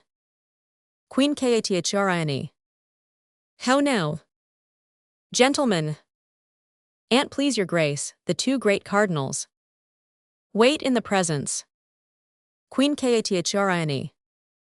Would they speak with me? Gentlemen. They willed me say so, madam. Queen Catherine. Pray their graces to come near. What can be their business with me, a poor weak woman, fallen from favor? I do not like their coming, now I think on't. They should be good men, their affairs as righteous. But all hoods make not monks. Enter the two cardinals, Wolsey and Campius. WLSCY. Peace to your highness. Queen Catherine. Your graces find me here part of housewife. I would be all, against the worst may happen. What are your pleasures with me, reverend lords? WLSCY. May it please you, noble madam, to withdraw into your private chamber, we shall give you the full cause of our coming. Queen Catherine. Speak it here. There's nothing I have done yet, oh my conscience deserves a corner, would all other women could speak this with as free a soul as I do. My lords, I care not, so much I am happy above a number, if my actions were tried by every tongue, every eye saw 'em. Envy and base opinions set against 'em. I know my life so even, if your business seek me out, and that way I am wife in. Out with it boldly, truth loves open dealing. WLSCY. Tanta est erga te mentis integritas, Regina Serenissima. Queen Catherine. Oh good my lord, no Latin. I am not such a truant since my coming as not to know the language I have lived in. A strange tongue makes my cause more strange, suspicious. Pray speak in English, here are some will thank you. If you speak truth, for their poor mistress' sake. Believe me, she has had much wrong, Lord Cardinal. The willingst sin I ever yet committed may be absolved in English. WLSCY. Noble lady, I am sorry my integrity should breed and service to His Majesty and you. So deep suspicion, where all faith was meant. We come not by the way of accusation to taint that honor every good tongue blesses, nor to betray you any way to sorrow. You have too much, good lady, but to know how you stand minded in the weighty difference between the king and you, and to deliver, like free and honest men, are just opinions and comforts to your cause. Campius. Most honored madam, my Lord of York, out of his noble nature, zeal and obedience he still bore your grace, forgetting, like a good man, your late censure, both of his truth and him, which was too far, offers, as I do, in a sign of peace, his service and his counsel. Queen Catherine. To betray me. My lords, I thank you both for your good wills. Ye speak like honest men, pray God ye prove so. But how to make ye suddenly an answer? In such a point of weight, so near mine honor, more near my life, I fear with my weak wit, and to such men of gravity and learning. In truth I know not, I was set at work among my maids, full little God knows looking, either for such men or such business. For her sake that I have been, for I feel the last fit of my greatness, good your graces. Let me have time and counsel for my cause. Alas, I am a woman friendless, hopeless. WLSCY. Madam, you wrong the king's love with these fears. Your hopes and friends are infinite. Queen Catherine. In England. But little for my profit, can you think, lords, that any Englishman dare give me counsel, or be a known friend, gainst his highness' pleasure, though he be grown so desperate to be honest, and live a subject, nay forsooth my friends, they that much weigh out my afflictions, they that my trust must grow to, live not here. They are, as all my other comforts, far hence. In mine own country, lords. Campius. I would your grace would leave your griefs and take my counsel. Queen Catherine. How, sir? Campius. Put your main cause into the king's protection. He's loving and most gracious, 'twill be much, both for your honor better and your cause. For if the trial of the law ordake ye, you'll part away disgraced. WLSCY. He tells you rightly. Queen Catherine. Ye tell me what ye wish for both, my ruin. Is this your Christian counsel, out upon ye? Heaven is above all, yet there sits a judge that no king can corrupt. Campius. Your rage mistakes us. Queen Catherine. The more shame for ye, holy men, I thought ye, upon my soul, two reverend cardinal virtues. But cardinal sins and hollow hearts I fear ye. Mend 'em for shame, my lords, is this your comfort? The cordial that ye bring a wretched lady, a woman lost among ye, laughed at, scorned. I will not wish ye half my miseries.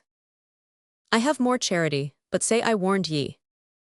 Take heed for heaven's sake, take heed, lest at once the burden of my sorrows fall upon ye. WLSCY. Madam, this is a mere distraction. You turn the good we offer into envy. Queen Catherine. Ye turn me into nothing, woe upon ye. And all such false professors, would you have me? If you have any justice, any pity, if ye be anything but churchmen's habits, put my sick cause into his hands that hates me. Alas, has banished me his bed already. His love too long ago, I am old, my lords. And all the fellowship I hold now with him is only my obedience. What can happen to me above this wretchedness, all your studies, make me a curse like this. Campius. Your fears are worse. Queen Catherine. Have I lived thus long, let me speak myself. Since virtue finds no friends, a wife, a true one. A woman, I dare say without vainglory. Never yet branded with suspicion. Have I with all my full affections still met the king, loved him next he even obeyed him. Been out of fondness, superstitious to him. Almost forgot my prayers to content him. And am I thus rewarded? Tease not well, lords. Bring me a constant woman to her husband. One that ne'er dreamed a joy beyond his pleasure. And to that woman, when she has done most, yet will I add an honor, a great patience. Wolsey. Madam, you wander from the good we aim at. Queen Catherine. My lord, I dare not make myself so guilty to give up willingly that noble title. Your master wed me to nothing but death. Shall e'er divorce my dignities. Wolsey. Pray hear me. Queen Catherine. Would I had never trod this English earth, or felt the flatteries that grow upon it. Ye have angels' faces, but heaven knows your hearts. What will become of me now, wretched lady? I am the most unhappy woman living. Alas, poor wenches, where are now your fortunes? Shipwrecked upon a kingdom where no pity, no friends, no hope, no kindred weep for me. Almost no grave allowed me, like the lily that once was mistress of the field and flourished. I'll hang my head and perish. Wolsey. If your grace could but be brought to know our ends are honest, you'd feel more comfort. Why should we, good lady, upon what cause wrong you? Alas, our places, the way of our profession, is against it. We are to cure such sorrows, not to sow 'em. For goodness' sake, consider what you do. How you may hurt yourself, I utterly grow from the king's acquaintance, by this carriage. The hearts of princes kiss obedience. So much they love it, but to stubborn spirits they swell and grow as terrible as storms. I know you have a gentle, noble temper, a soul as even as a calm. Pray think us, those we profess, peacemakers, friends, and servants. Campius. Madam, you'll find it so, you wrong your virtues. With these weak women's fears, a noble spirit, as yours was put into you, ever casts such doubts as false coin from it. The king loves you. Beware you lose it not, for us, if you please, to trust us in your business, we are ready to use our utmost studies in your service. Queen Catherine. Do what ye will, my lords, and pray forgive me if I have used myself unmannerly. You know I am a woman, lacking wit, to make a seemly answer to such persons. Pray do my service to his majesty. He has my heart yet, and shall have my prayers, while I shall have my life. Come, reverend fathers, bestow your counsels on me, she now begs.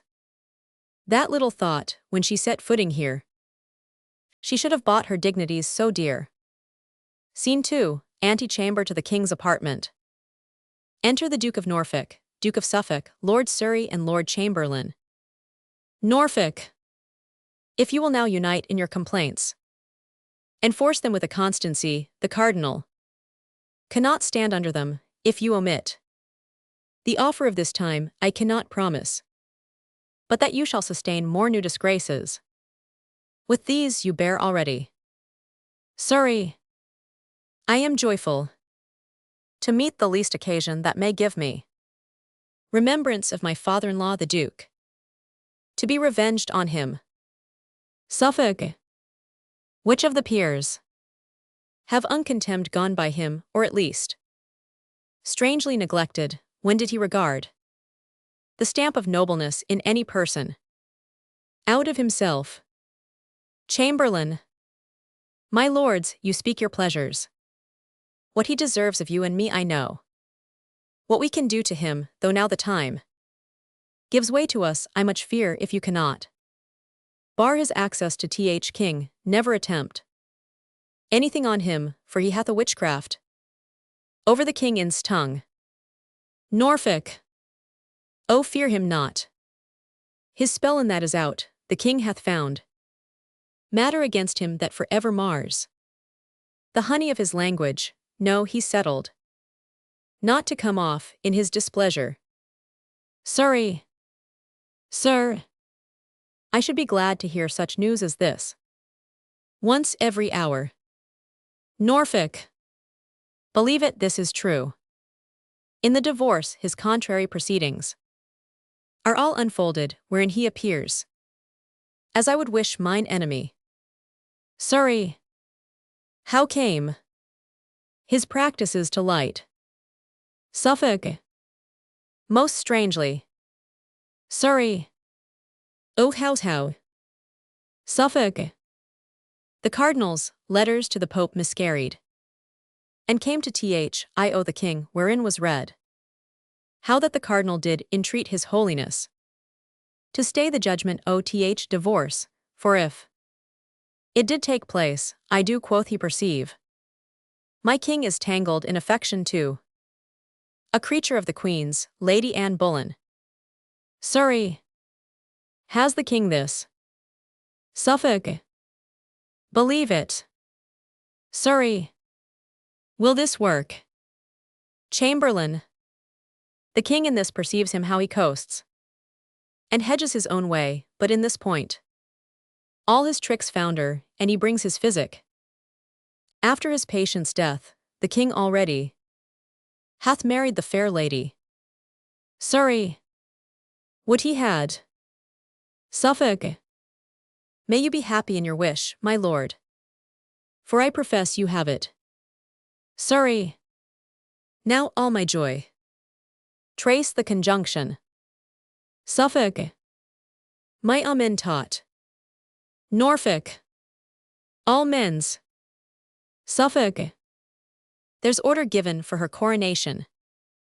Mary, this is yet but young, and may be left to some ears unrecounted, but my lord's, she is a gallant creature and complete in mind and feature. I persuade me from her will fall some blessing to this land which shall in it be memorized. Surrey, but will the king digest this letter of the Cardinal S?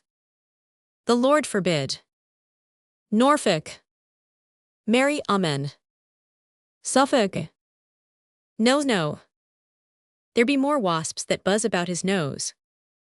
Will make this sting the sooner. Cardinal Campius is stolen away to Rome, hath ta'en no leave, has left the cause o.th king unhandled, and is posted as the agent of our cardinal to second all his plot, I do assure you. The king cried ha at this. Chamberlain, now God incense him, and let him cry ha louder. Norfolk, but my lord, when returns Cranmer? Suffolk, he is returned in his opinions, which have satisfied the king for his divorce, together with all famous colleges, almost in Christendom. Shortly, I believe, his second marriage shall be published, and her coronation, Catherine no more shall be called queen, but Princess Dowager, and widow to Prince Arthur.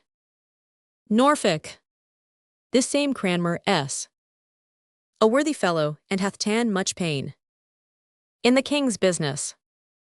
Suffolk, he has, and we shall see him for it an archbishop.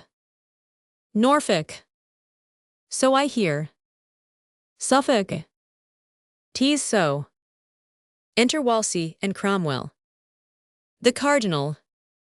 Norfolk, observe, he's moody. WLSCY.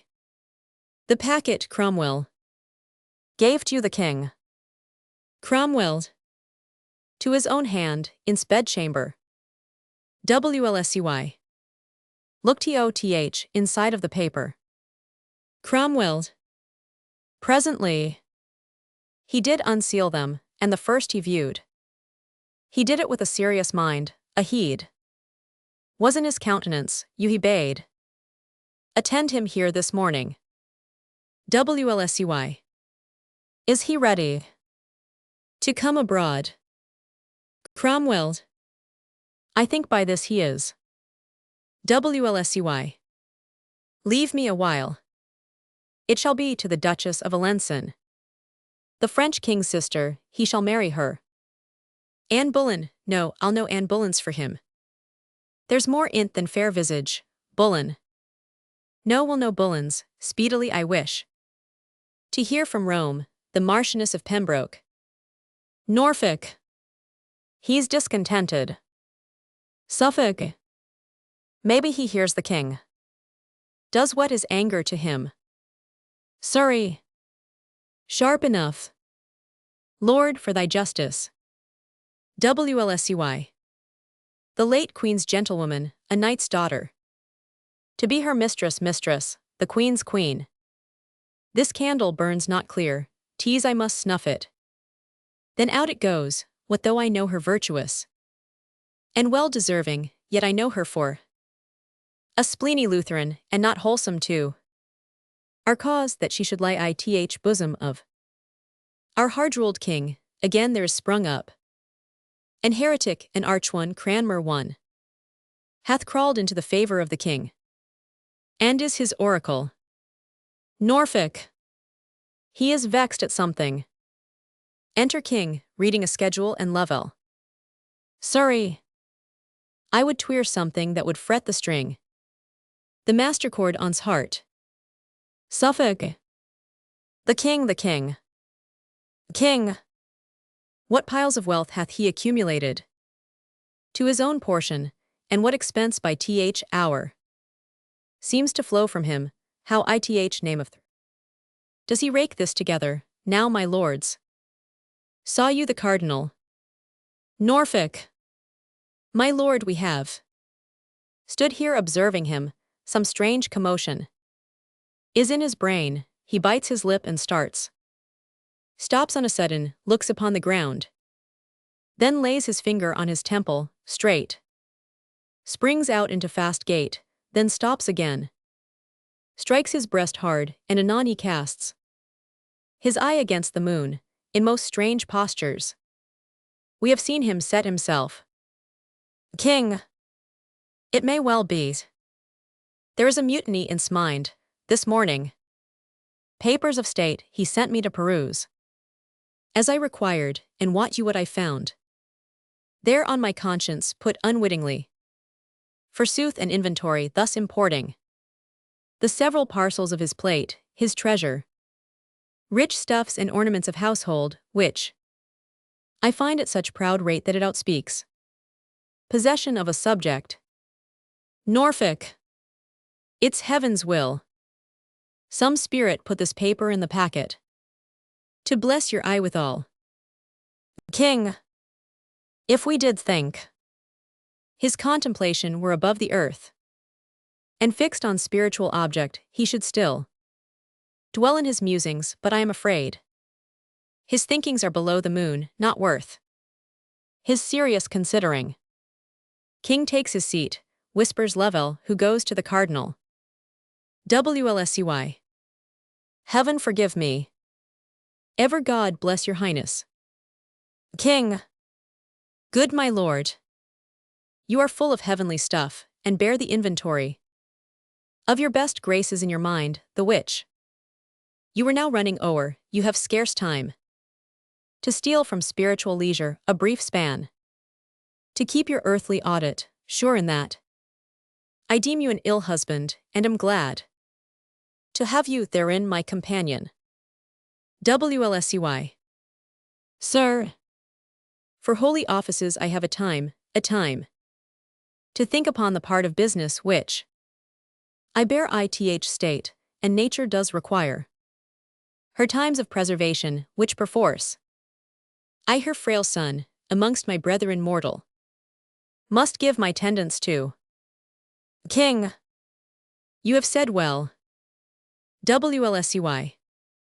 And ever may your highness yoke together, as I will lend you cause, my doing, with my well saying.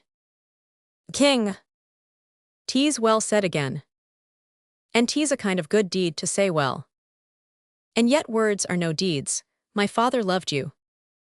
He said he did, and with his deed did crown his word upon you, since I had my office. I have kept you next my heart, have not alone employed you where high profits might come home, but pared my present havings to bestow my bounties upon you. WLSCY.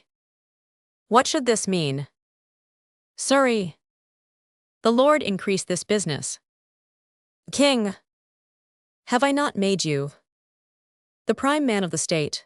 I pray you tell me if what I now pronounce you have found true.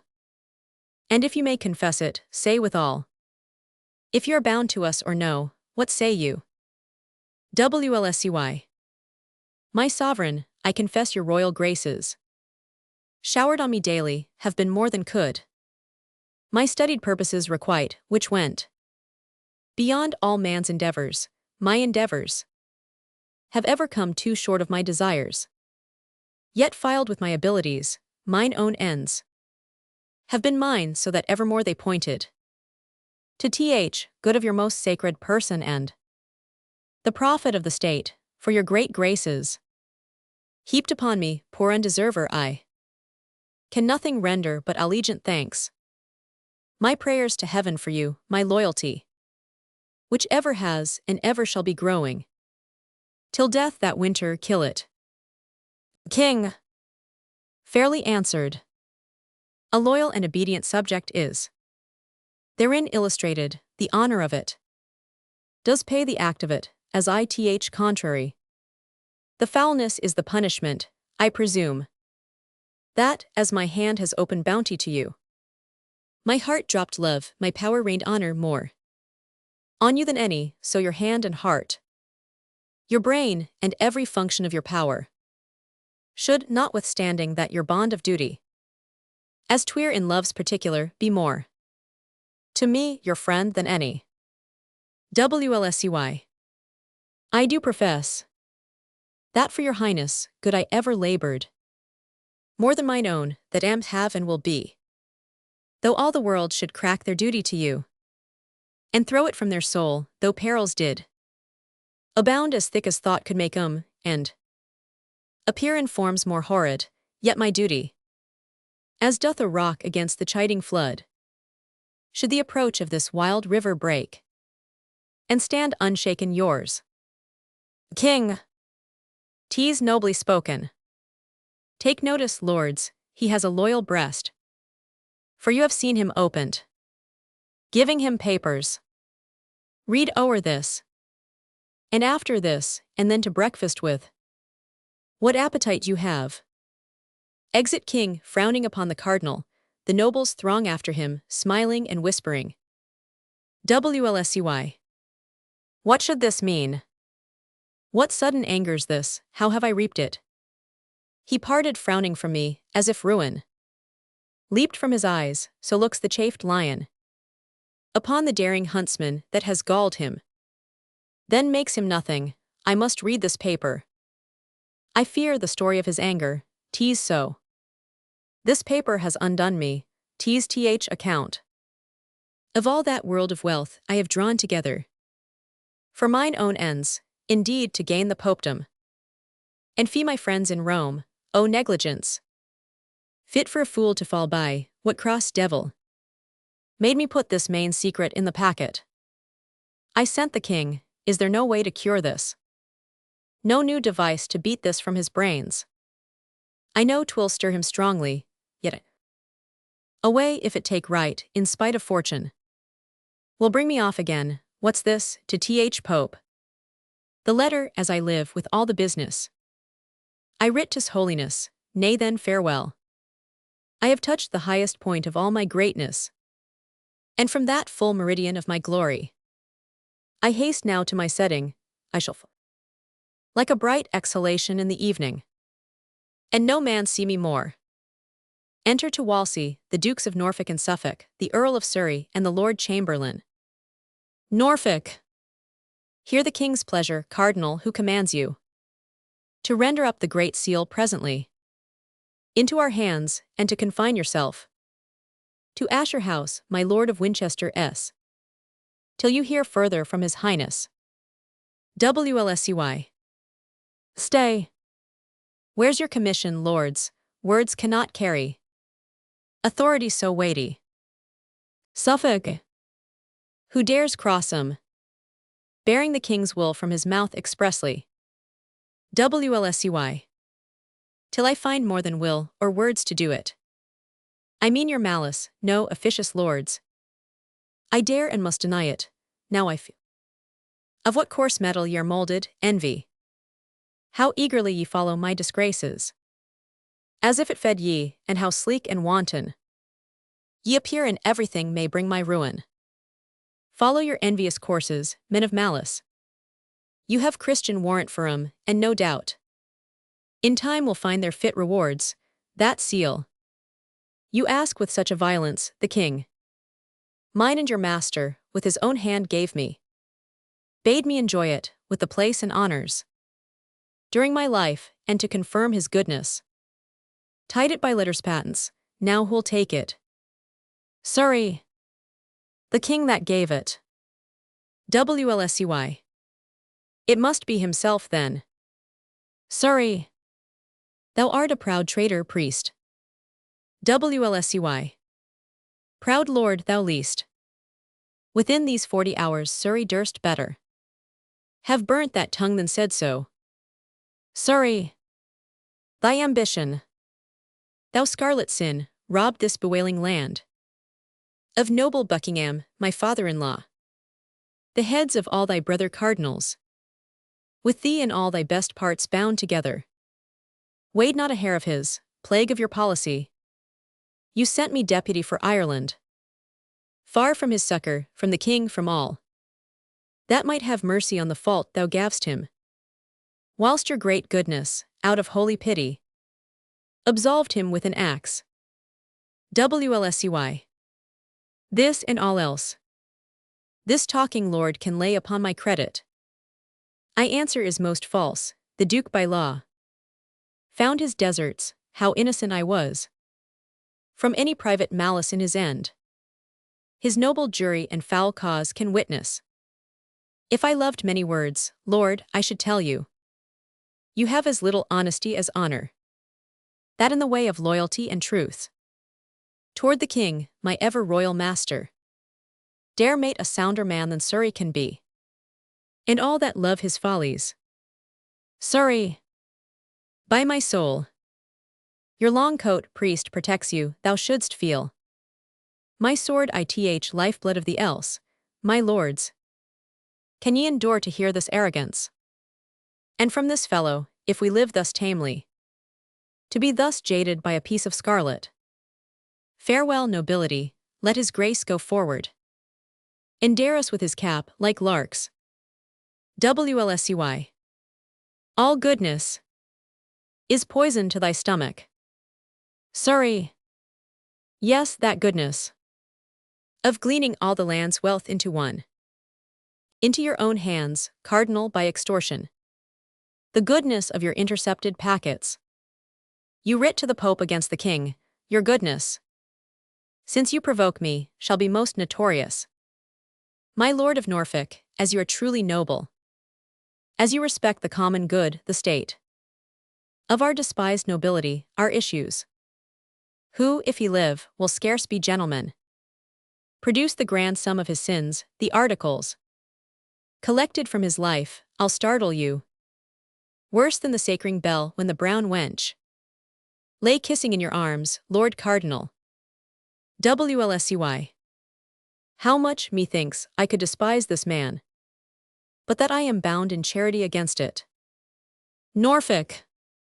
Those articles, my lord, are in the king's hand. But thus much, they are foul ones. WLSCY. So much fairer. And spotless shall mine innocence arise. When the king knows my truth. Surrey. This cannot save you. I thank my memory, I yet remember some of these articles, and out they shall. Now if you can blush and cry guilty, Cardinal, you'll show a little honesty. WLSCY.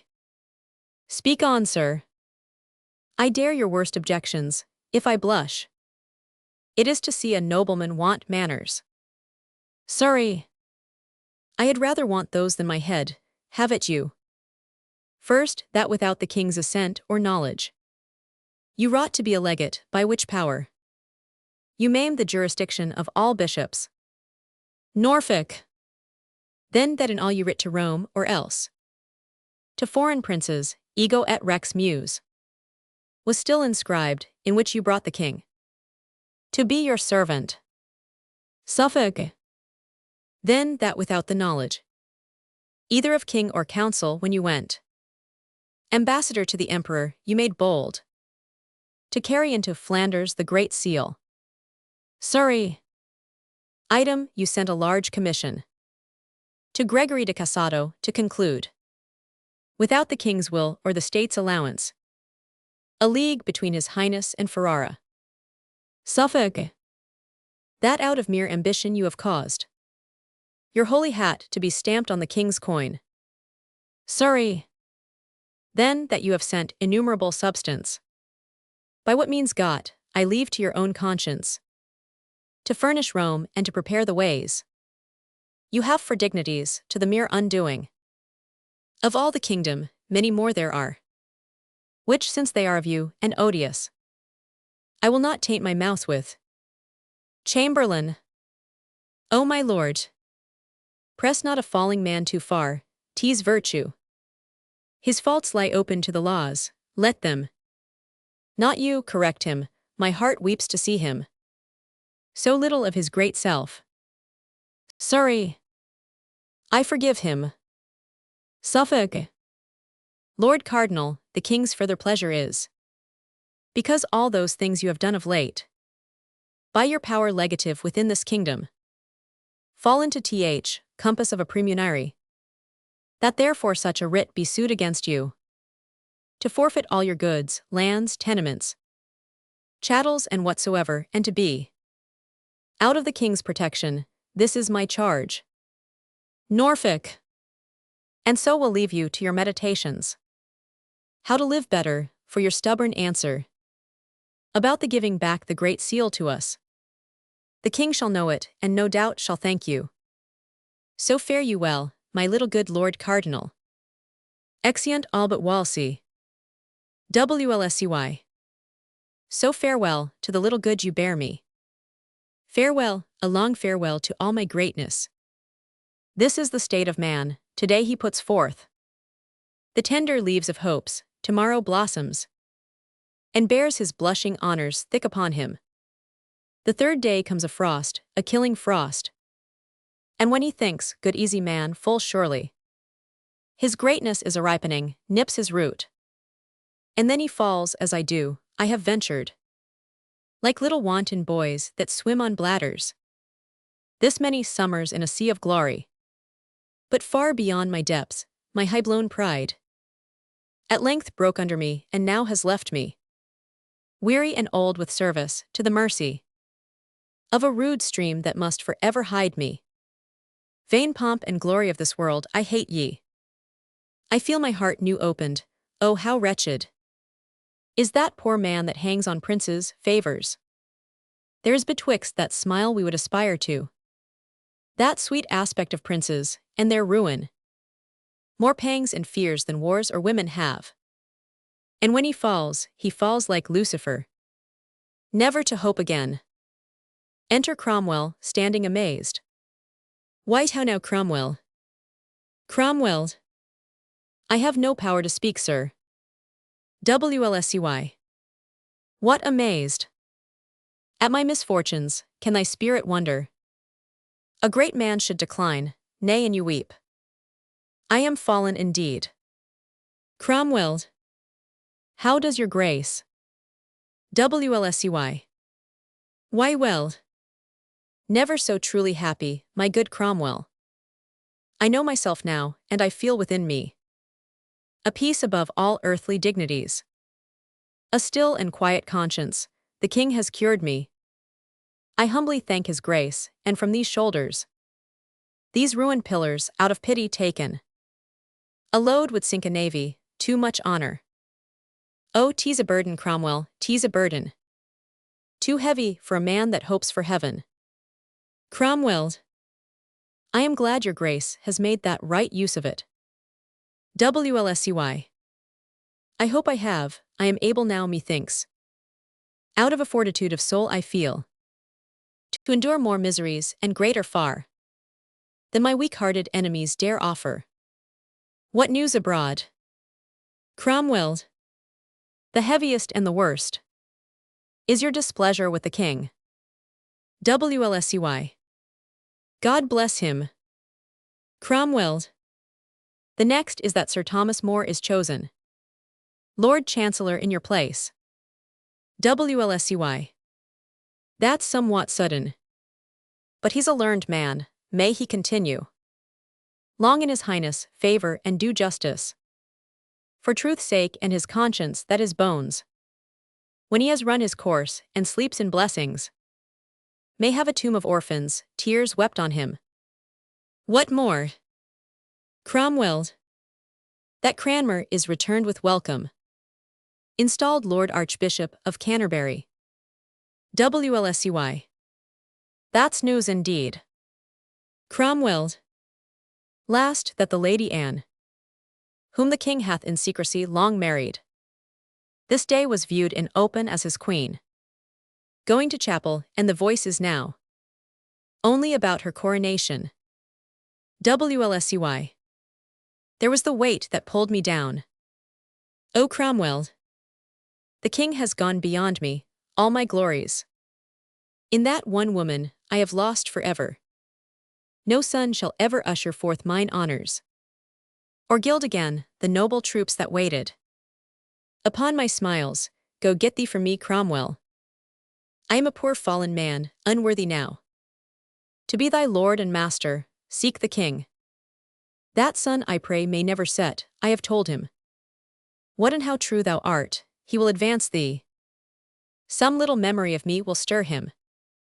I know his noble nature, not to let thy hopeful service perish too, good Cromwell. Neglect him not, make use now and provide for thine own future safety. Cromwell. O my lord, must I then leave you, must I needs forego so good, so noble and so true a master? Bear witness, all that have not hearts of iron, with what a sorrow Cromwell leaves his lord. The king shall have my service, but my prayers forever and forever shall be yours. WLSCY. Cromwell, I did not think to shed a tear in all my miseries, but thou hast forced me out of thy honest truth to play the woman. Let's dry our eyes, and thus far hear me, Cromwell. And when I am forgotten, as I shall be, and sleep in dull cold marble, where no mention of me more must be heard of, say, I taught thee. Say Wolsey, that once trod the ways of glory, and sounded all the depths and shoals of honor, found thee a way out of his wreck to rise in, a sure and safe one, though thy master missed it. Mark but my fall, and that ruined me. Cromwell, I charge thee, fling away ambition. By that sin fell the angels. How can man then, the image of his Maker, hope to win by it? Love thyself last, cherish those hearts that hate thee. Corruption wins not more than honesty. Still in thy right hand carry gentle peace, to silence envious tongues. Be just and fear not. Let all the ends thou aim'st at be thy country, thy God, in truth, then if thou fall'st, O Cromwell, thou fall'st a blessed martyr. Serve the king, and prithee lead me in. There take an inventory of all I have.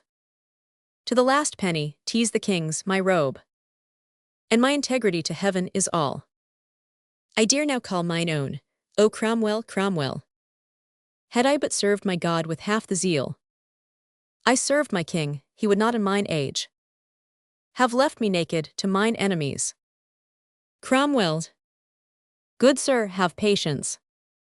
WLSCY. So I have, farewell. The hopes of court, my hopes in heaven do dwell. Act 4. Scene 1, A Street in Westminster. Enter two gentlemen, meeting one another. First gentleman. You're well met once again. Second gentleman. So are you. First gentleman. You come to take your stand here and behold the Lady Anne pass from her coronation. Second gentleman. 'Tis all my business, at our last encounter. The Duke of Buckingham came from his trial. First gentleman. 'Tis very true, but that time offered sorrow. This general joy. Second gentleman. 'Tis well, the citizens, I am sure, have shown it full their royal minds. As let 'em have their rights, they are ever forward. In celebration of this day with shows, pageants, and sights of honor. First gentleman. Never greater. Nor I'll assure you, better taken, sir. Second gentleman. May I be bold to ask what that contains? That paper in your hand. First gentleman. Yes, 'tis the list of those that claim their offices this day. By custom of the coronation, the Duke of Suffolk is the first, and claims to be High Steward, next the Duke of Norfolk. He to be Earl Marshal, you may read the rest. Second gentleman.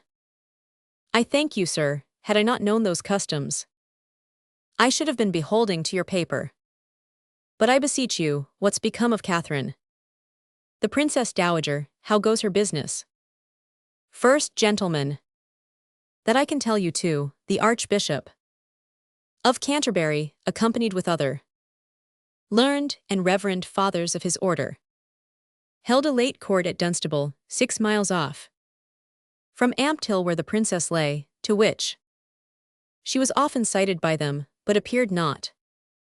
And to be short, for not appearance and the king's late scruple, by the main assent of all these learned men she was divorced, and the late marriage made of none effect.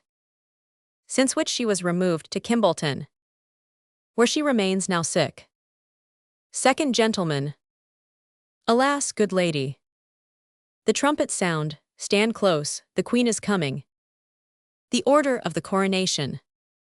Exeunt, first passing over the stage in order and state, and then a great flourish of trumpets. Second gentleman. A royal train, believe me, these I know. Who's that bears the scepter? First gentleman. Marquis Dorset. And that the Earl of Surrey with the rod. Second gentleman. A bold, brave gentleman, that should be the Duke of Suffolk. First gentleman. 'Tis the same, High Steward. Second gentleman. And that my Lord of Norfolk. First gentleman. Yes. Second gentleman. Heaven bless thee. Thou hast the sweetest face I ever looked on. Sir, as I have a soul, she is an angel. Our king has all the Indies in his arms, and more and richer, when he strains that lady. I cannot blame his conscience. First gentleman. They that bears the cloth of honor over her are 4 barons of the Cinque Ports. Second gentleman. Those men are happy, and so are all are near her. I take it she that carries up the train is that old noble lady, Duchess of Norfolk. First gentleman. It is, and all the rest are countesses. Second gentleman. Their coronets say so, these are stars indeed. First gentleman. And sometimes falling ones. Second gentleman. No more of that. Exit the last of the procession. Enter a third gentleman. God save you, sir, where have you been broiling? Third gentleman. Among the crowds I.Th. Abbey, where a finger could not be wedged in more, I am stifled with the mere rankness of their joy. Second gentleman. You saw the ceremony. Third gentleman.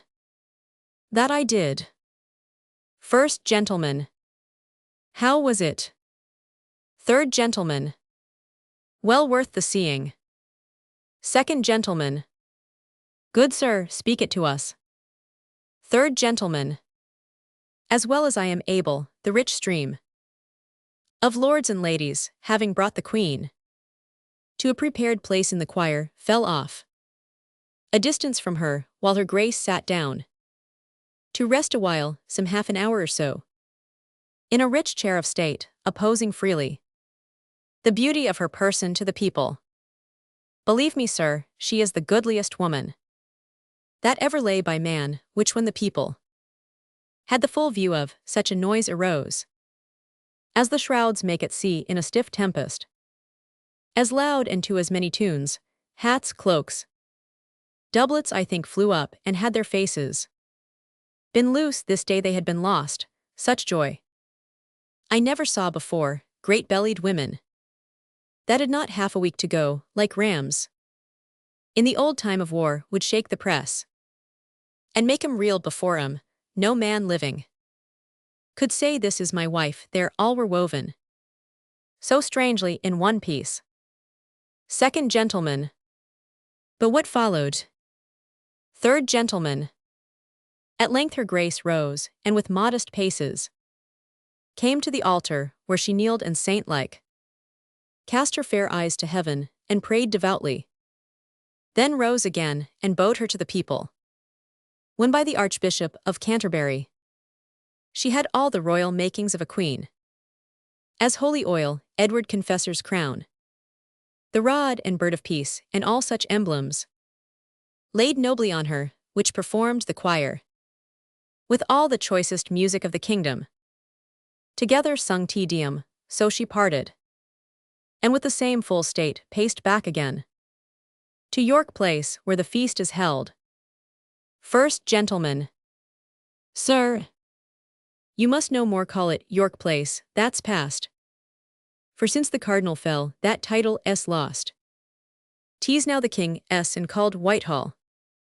Third gentleman. I know it. But 'tis so lately altered that the old name is fresh about me. Second gentleman. What two reverend bishops were those that went on each side of the Queen? Third gentleman. Stokesley and Gardiner, the one of Winchester, newly preferred from the King's secretary. The other, London. Second gentleman. He of Winchester is held no great good lover of the Archbishop s. The virtuous Cranmer. Third gentleman. All the land knows that. However, yet there is no great breach, when it comes. Cranmer will find a friend will not shrink from him. Second gentleman. Who may that be, I pray you? Third gentleman. Thomas Cromwell. A man in much esteem with Th. King, and truly a worthy friend, the King has made him Master o' Th. Jewel House, and one already of the Privy Council. Second gentleman. He will deserve more. Third gentleman.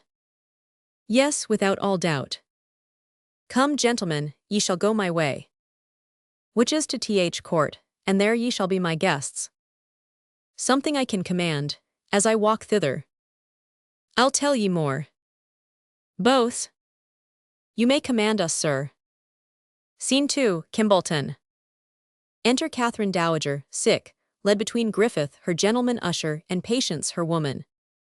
Griffiths. How does your grace? Queen Catherine.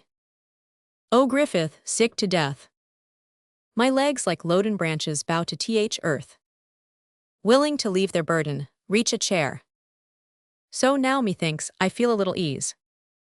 Didst thou not tell me, Griffith, as thou ledst me, that the great child of honor, Cardinal Wolsey, was dead?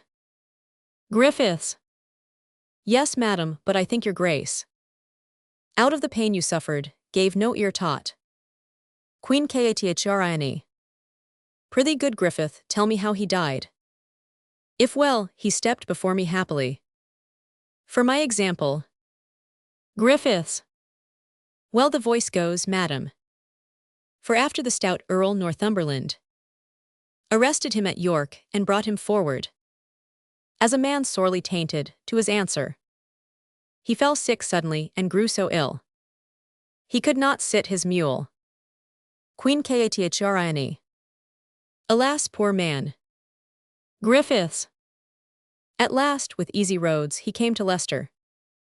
Lodged in the abbey, where the reverend abbot, with all his convent, honorably received him. To whom he gave these words, O Father Abbot, an old man, broken with the storms of state, is come to lay his weary bones among ye. Give him a little earth for charity. So went to bed, where eagerly his sickness pursued him still, and 3 nights after this, about the hour of 8, which he himself foretold should be his last, full of repentance, continual meditations, tears and sorrows, he gave his honors to the world again, his blessed part to heaven, and slept in peace. Queen Catherine. So may he rest, his faults lie gently on him. Yet thus far, Griffith, give me leave to speak him. And yet with charity, he was a man of an unbounded stomach, ever ranking himself with princes, one that by suggestion tied all the kingdom. Simony was fair play. His own opinion was his law, ith presence. He would say untruths, and be ever double. Both in his words and meaning, he was never, but where he meant to ruin, pitiful. His promises were, as he then was, mighty. But his performance, as he is now, nothing.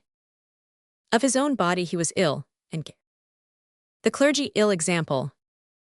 Griffiths. Noble madam. Men's evil manners live in brass, their virtues we write in water. May it please your highness to hear me speak his good now. Queen Catherine. Yes, good Griffith. I were malicious else. Griffiths. This cardinal, though from an humble stock, undoubtedly, was fashioned to much honor, from his cradle. He was a scholar, and a ripe and good one. Exceeding wise, fair-spoken and persuading. Lofty and sour to them that loved him not. But to those men that sought him, sweet as summer. And though he were unsatisfied in getting, which was a sin, yet in bestowing, madam, he was most princely, ever witness for him. Those twins of learning that he raised in you, Ipswich and Oxford, one of which fell with him, unwilling to outlive the good that did it. The other, though unfinished, yet so famous, so excellent in art, and still so rising, that Christendom shall ever speak his virtue.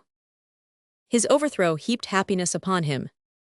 For then, and not till then, he felt himself, and found the blessedness of being little, and to add greater honors to his age than man could give him, he died fearing God. Queen Catherine. After my death, I wish no other herald, no other speaker of my living actions, to keep mine honor from corruption, but such an honest chronicler as Griffith, whom I most hated living, thou hast made me, with thy religious truth and modesty. Now in his ashes honor, peace be with him. Patience, be near me still, and set me lower. I have not long to trouble thee, good Griffith. Cause the musicians play me that sad note. I named my knell, whilst I sit meditating. On that celestial harmony I go to. Sad and solemn music. Griffiths. She is asleep, good wench, let's sit down quiet. For fear we wake her, softly, gentle patience. The vision. Enter, solemnly tripping one after another, 6 personages, clad in white robes, wearing on their heads garlands of bays and golden vizards on their faces, branches of bays or palm in their hands. They first conjure unto her, then dance. And at certain changes, the first 2 hold a spare garland over her head, at which the other 4 make reverent curtsies. Then the 2 that held the garland deliver the same to the other next 2, who observe the same order in their changes, and holding the garland over her head, which done, they deliver the same garland to the last 2, who likewise observe the same order. At which, as it were by inspiration, she makes in her sleep signs of rejoicing and holdeth up her hands to heaven, and so in their dancing, vanish, carrying the garland with them. The music continues. Queen Catherine. Spirits of peace, where are ye? Are ye all gone? And leave me here in wretchedness behind ye. Griffiths. Madam, we are here. Queen Catherine. It is not you I call for. Saw ye none enter since I slept?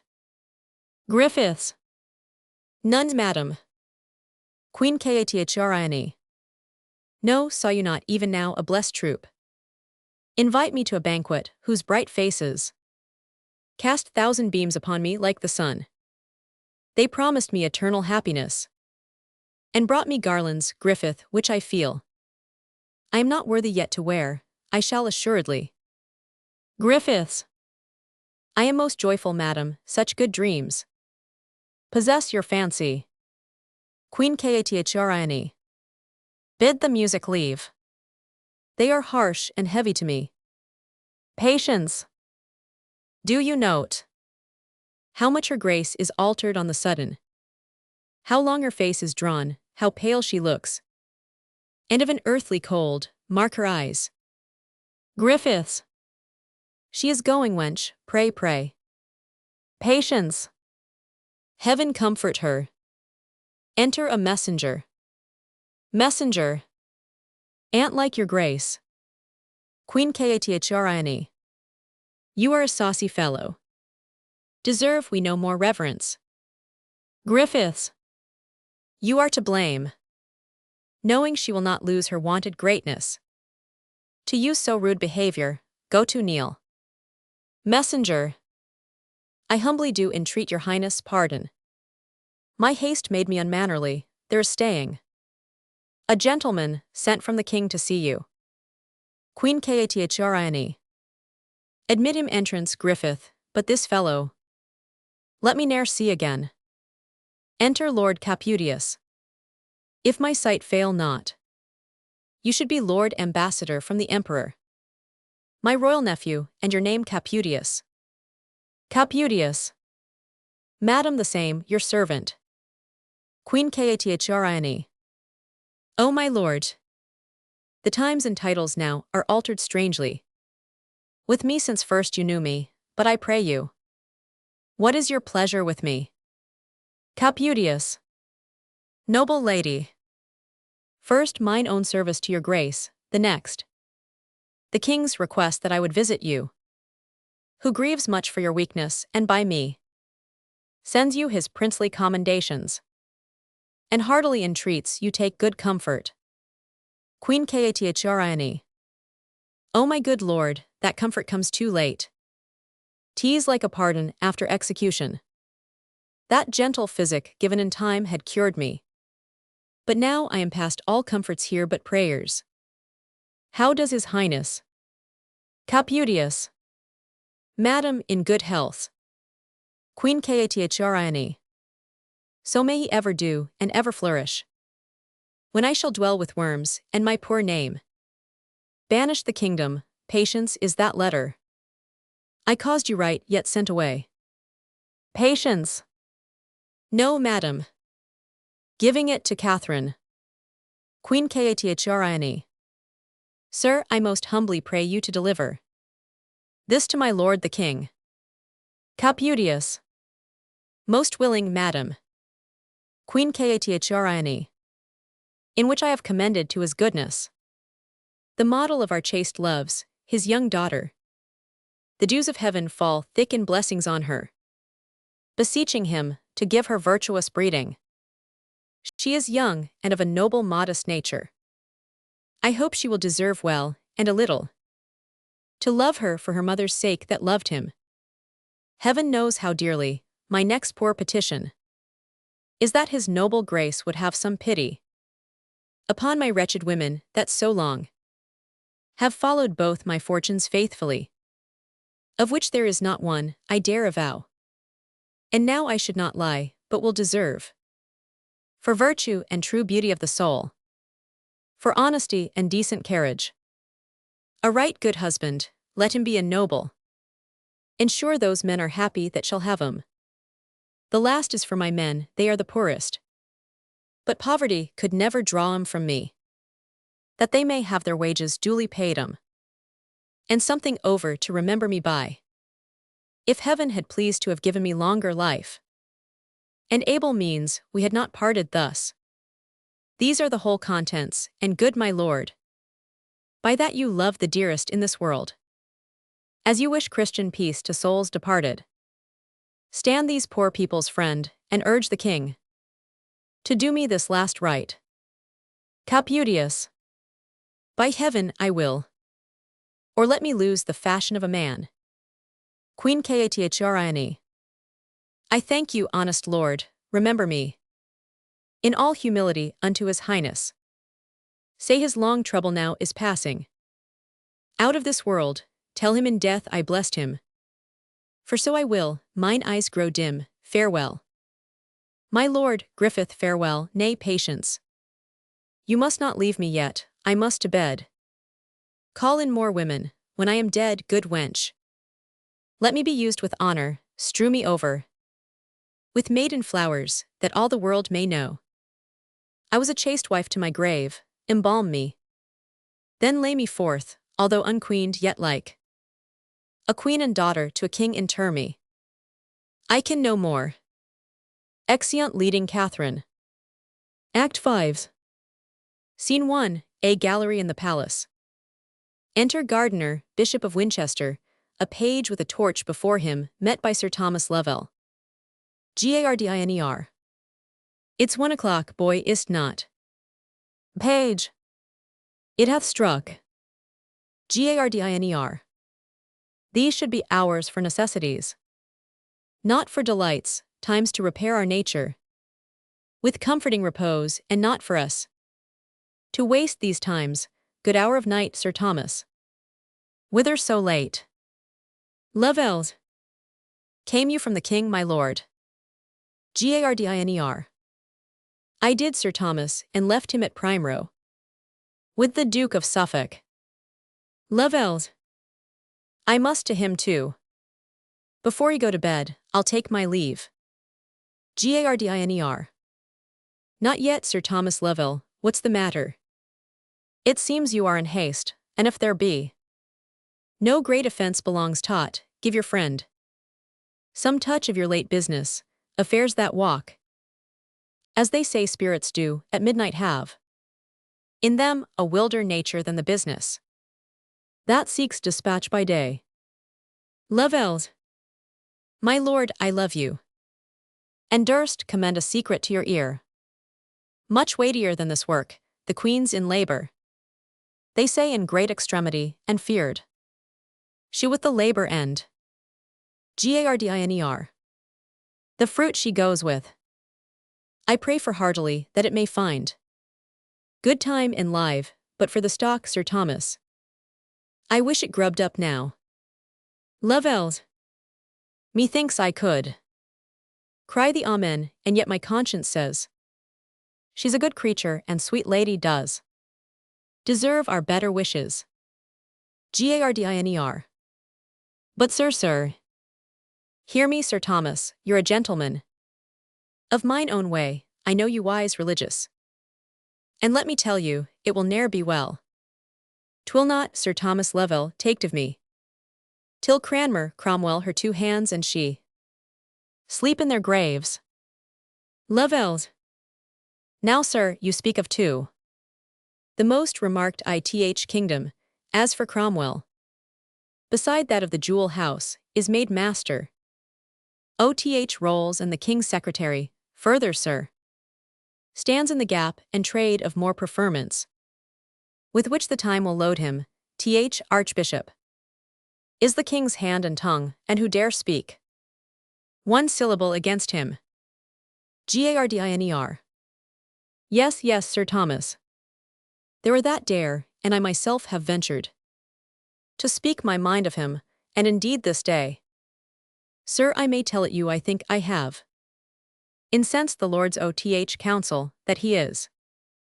For so I know he is, they know he is a most arch heretic, a pestilence that does infect the land, with which they moved, have broken with the king, who hath so far given ear to our complaint of his great grace and princely care, foreseeing those fell mischiefs. Our reasons laid before him, hath commanded. Tomorrow morning, to the council board. He be convented, he's a rank weed, Sir Thomas. And we must root him out, from your affairs. I hinder you too long, good night, Sir Thomas. Love ells. Many good nights, my lord, I rest your servant. Exeunt gardener and page. Enter King and Suffolk. King. Charles, I will play no more tonight. My mind's not on't, you are too hard for me. Suffolk. Sir, I did never win of you before. King. But little Charles. Nor shall not, when my fancy's on my play. Now Lovell, from the Queen, what is the news? Lovell's. I could not personally deliver to her what you commanded me, but by her woman. I sent your message, who returned her thanks in the greatest humbleness, and desired your highness most heartily to pray for her. King. What say'st thou, ha? To pray for her, what is she crying out? Lovell's. So said her woman, and that her sufferance made almost each pang a death. King. Alas, good lady. Suffolk. God safely quit her of her burden, and with gentle travail, to the gladding of your highness with an heir. King. 'Tis midnight, Charles. Prithee to bed, and in thy prayers remember a state of my poor queen, leave me alone. For I must think of that which company will not be friendly to. Suffolk. I wish your highness a quiet night, and my good mistress will remember in my prayers. King. Charles, good night. Enter Sir Anthony Denny. Well, sir, what follows? Denny. Sir, I have brought my lord the Archbishop, as you commanded me. King. Ha, Canterbury. Denny. I, my good lord. King. 'Tis true, where is he, Denny? Denny. He attends your highness' pleasure. King. Bring him to us. Lovell. This is about that which the bishop spake. I am happily come hither. Enter Cranmer and Denny. King. Avoid the gallery, Lovell seems to stay. Ha, I have said, be gone. What? Exeunt Lovell and Denny. Cranmer. I am fearful, wherefore frowns he thus? 'Tis his aspect of terror, all's not well. King. How now, my lord, you do desire to know wherefore I sent for you?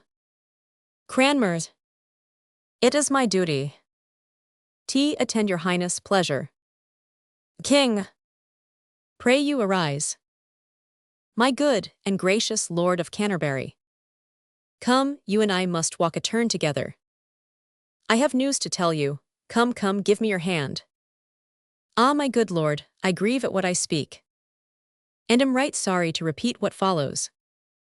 I have, and most unwillingly, of late, heard many grievous, I do say, my lord, grievous complaints of you, which being considered, have moved us in our counsel that you shall this morning come before us, where I know you cannot with such freedom purge yourself, but that, till further trial in those charges which will require your answer, you must take your patience to you, and be well contented to make your house our tower, you a brother of us. It fits we thus proceed, or else no witness would come against you. Cranmer. I humbly thank your highness, and am right glad to catch this good occasion, most throughly to be winnowed, where my chaff and corn shall fly asunder, for I know there's none stands under more calumnious tongues than I myself, poor man. King. Stand up, good Canterbury. Thy truth and thy integrity is rooted in us, thy friend. Give me thy hand, stand up. Prithee, let's walk, now by my hollydom. What manner of man are you, my lord? I looked. You would have given me your petition that I should have ta'en some pains to bring together yourself and your accusers, and to have heard you without endurance further. Cranmer's most dread liege, the good I stand on is my truth and honesty. If they shall fail, I with mine enemies will triumph o'er my person, which I weigh not. Being of those virtues vacant, I fear nothing. What can be said against me? King, know you not how your state stands world with the whole world? Your enemies are many, and not small, their practices must bear the same proportion, and not ever. The justice and the truth question carries. The due verdict with it, at what ease might corrupt minds procure knaves as corrupt. To swear against you, such things have been done. You are potently opposed, and with a malice of as great size, ween you of better luck. I mean in perjured witness, than your master, whose minister you are, whiles here he lived. Upon this naughty earth, go to. You take a precipice for no leap of danger, and woo your own destruction. Cranmer's God and your majesty, protect mine innocence, or I fall into the trap is laid for me. King, be of good cheer. They shall no more prevail than we give way to. Keep comfort to you, and this morning see you do appear before them, if they shall chance in charging you with matters to commit you the best persuasions to the contrary. Fail not to use, and with what vehemency occasion shall instruct you, if entreaties will render you no remedy, this ring deliver them, and your appeal to us there make before them. Look, the good man weeps. He's honest, on mine honor, God's blessed mother. I swear he is true-hearted, and a soul none better in my kingdom. Get you gone, and do as I have bid you. He has strangled his language in his tears. Lovels, come back, what mean you? Enter old lady, Lovell follows. Old lady, I'll not come back, the tidings that I bring will make my boldness manners. Now, good angels, fly o'er thy royal head, and shade thy person under their blessed wings. King, now by thy looks, I guess thy message is the queen delivered. Say I, and of a boy. Old lady, I, my liege, and of a lovely boy, the God of heaven both now and ever bless her. Teaser promises boys hereafter, sir, your queen desires your visitation, and to be acquainted with this stranger. Tease as like you as cherry is to cherry. King, Lovels, sir. King, give her 100 marks, I'll to the queen. Old lady, 100 marks, by this light I'll ha more. An ordinary groom is for such payment. I will have more scolded out of him. Said I, for this, the girl was like to him. I'll have more or else unsate, and now, while tea's hot, I'll put it to the issue. Scene 2, lobby before the council chamber. Enter Cranmer, Archbishop of Canterbury. Cranmer's, I hope I am not too late, and yet the gentleman that was sent to me from the council prayed me to make great haste, all fast. What means this, ho? Who waits there? Enter keeper. Sure you know me? Keeper. Yes, my lord. But yet I cannot help you. Cranmer's. Why? Keeper. Your grace must wait till you be called for. Enter Dr. Butts. Cranmer's. So? Butts. This is a piece of malice, I am glad. I came this way so happily, the king shall understand it presently. Cranmer's. Tease Butts. The king's physician, as he passed along, how earnestly he cast his eyes upon me. Pray heaven he sound not my disgrace, for certain This is of purpose, laid by some that hate me. God turn their hearts, I never sought their malice. To quench mine honor, they would shame to make me. Wait else at door, a fellow counselor. Mong boys, grooms, and lackeys, but their pleasures must be fulfilled, and I attend with patience. Enter the king and butts at a window above. Butts! I'll show your grace the strangest sight. King! What's that, Butts? Butts! I think your highness saw this many a day. King! Body o' me, where is it? Butts! There, my lord. The high promotion of his grace of Canterbury, who holds his state at door, mongst pursuivants, pages and footboys. King! Ha, 'tis he indeed. Is this the honor they do one another? 'Tis well there's one above 'em yet, I had thought. They had parted so much honesty among 'em. At least good manners, as not thus to suffer. A man of his place, and so near our favour, to dance attendance on their lordships' pleasures. And at the door too, like a post with packets. By Holy Mary, Butts, there's knavery. Let him alone, and draw the curtain close. We shall hear more anon. A council table brought in with chairs and stools and placed under the state. Enter Lord Chancellor, places himself at the upper end of the table on the left hand, a seat being left void above him, as for Canterbury's seat. Duke of Suffolk, Duke of Norfolk, Surrey, Lord Chamberlain, Gardiner seat themselves in order on each side, Cromwell at lower end, as secretary.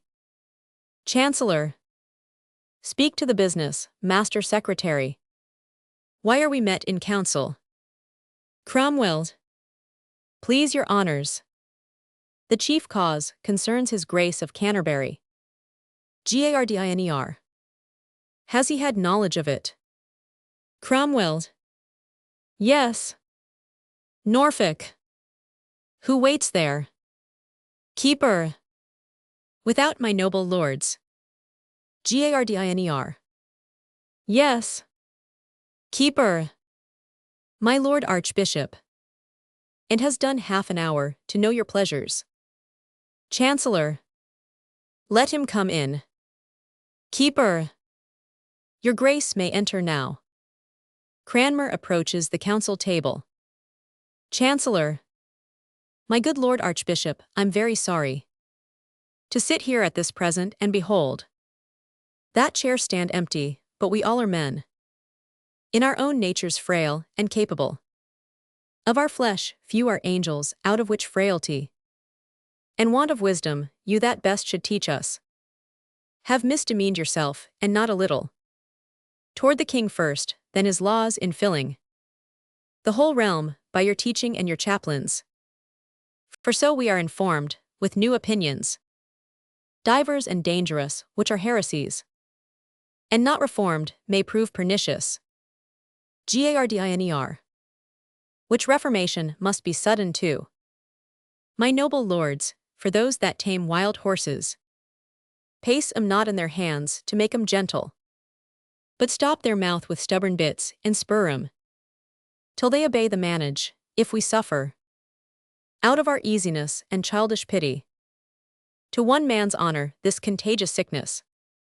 Farewell all physic, and what follows then?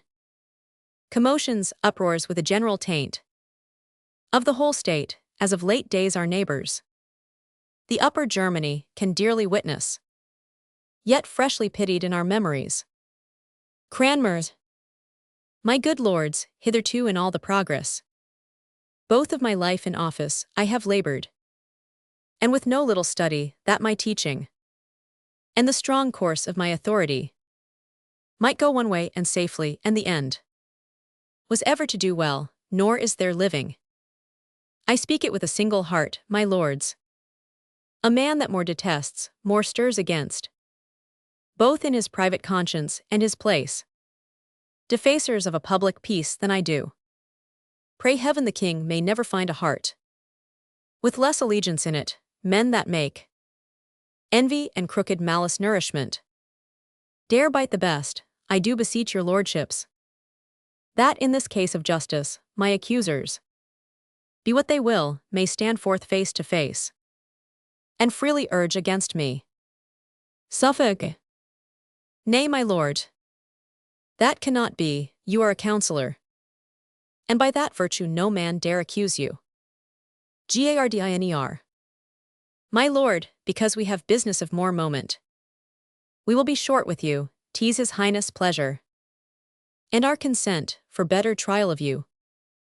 From hence you be committed to the Tower, where, being but a private man again, you shall know many dare accuse you boldly. More than I fear, you are provided for. Cranmer. Ah, my good Lord of Winchester, I thank you. You are always my good friend. If your will pass, I shall both find your lordship judge and juror. You are so merciful, I see your end. Tease my undoing, love and meekness, Lord. Become a churchman better than ambition. Win straying souls with modesty again. Cast none away, that I shall clear myself. Lay all the weight ye can upon my patience. I make as little doubt as you do conscience. In doing daily wrongs, I could say more, but reverence to your calling makes me modest. Gardiner. My lord, you are a sectary. That's the plain truth, your painted gloss discovers. To men that understand you, words and weakness. Cromwell. My lord of Winchester, you are a little, by your good favour, too sharp, men so noble, however faulty, yet should find respect. For what they have been, 'tis a cruelty to load a falling man. Gardiner. Good master secretary, I cry your honour mercy, you may worst of all this table say so. Cromwell. Why, my lord? Gardiner. Do not I know you for a favourer of this new sect, ye are not sound. Cromwell. Not sound. Gardiner. Not sound, I say. Cromwell. Would you were half so honest. Men's prayers then would seek you, not their fears. Gardiner. I shall remember this bold language. Cromwell. Do. Remember your bold life too. Chancellor. This is too much. Forbear, for shame, my lords. Gardiner. I have done. Cromwell. And I. Chancellor. Then thus for you, my lord, it stands agreed. I take it by all voices that forthwith you be conveyed to Tower a prisoner, there to remain till the king's further pleasure be known unto us. Are you all agreed, lords? All. We are. Cranmer. Is there no other way of mercy? But I must needs to Tower, my lords. Gardiner. What others would you expect? You are strangely troublesome. Let some guard be ready there. Enter the guard. Cranmer. For me. Must I go like a traitor thither? Gardiner. Receive him, and see him safe Tower. Cranmer. Stay, good my lords. I have a little yet to say. Look there, my lords. By virtue of that ring, I take my cause out of the gripes of cruel men and give it to a most noble judge, the king my master. Chamberlain. This is the king's ring. Surrey. 'Tis no counterfeit. Suffolk.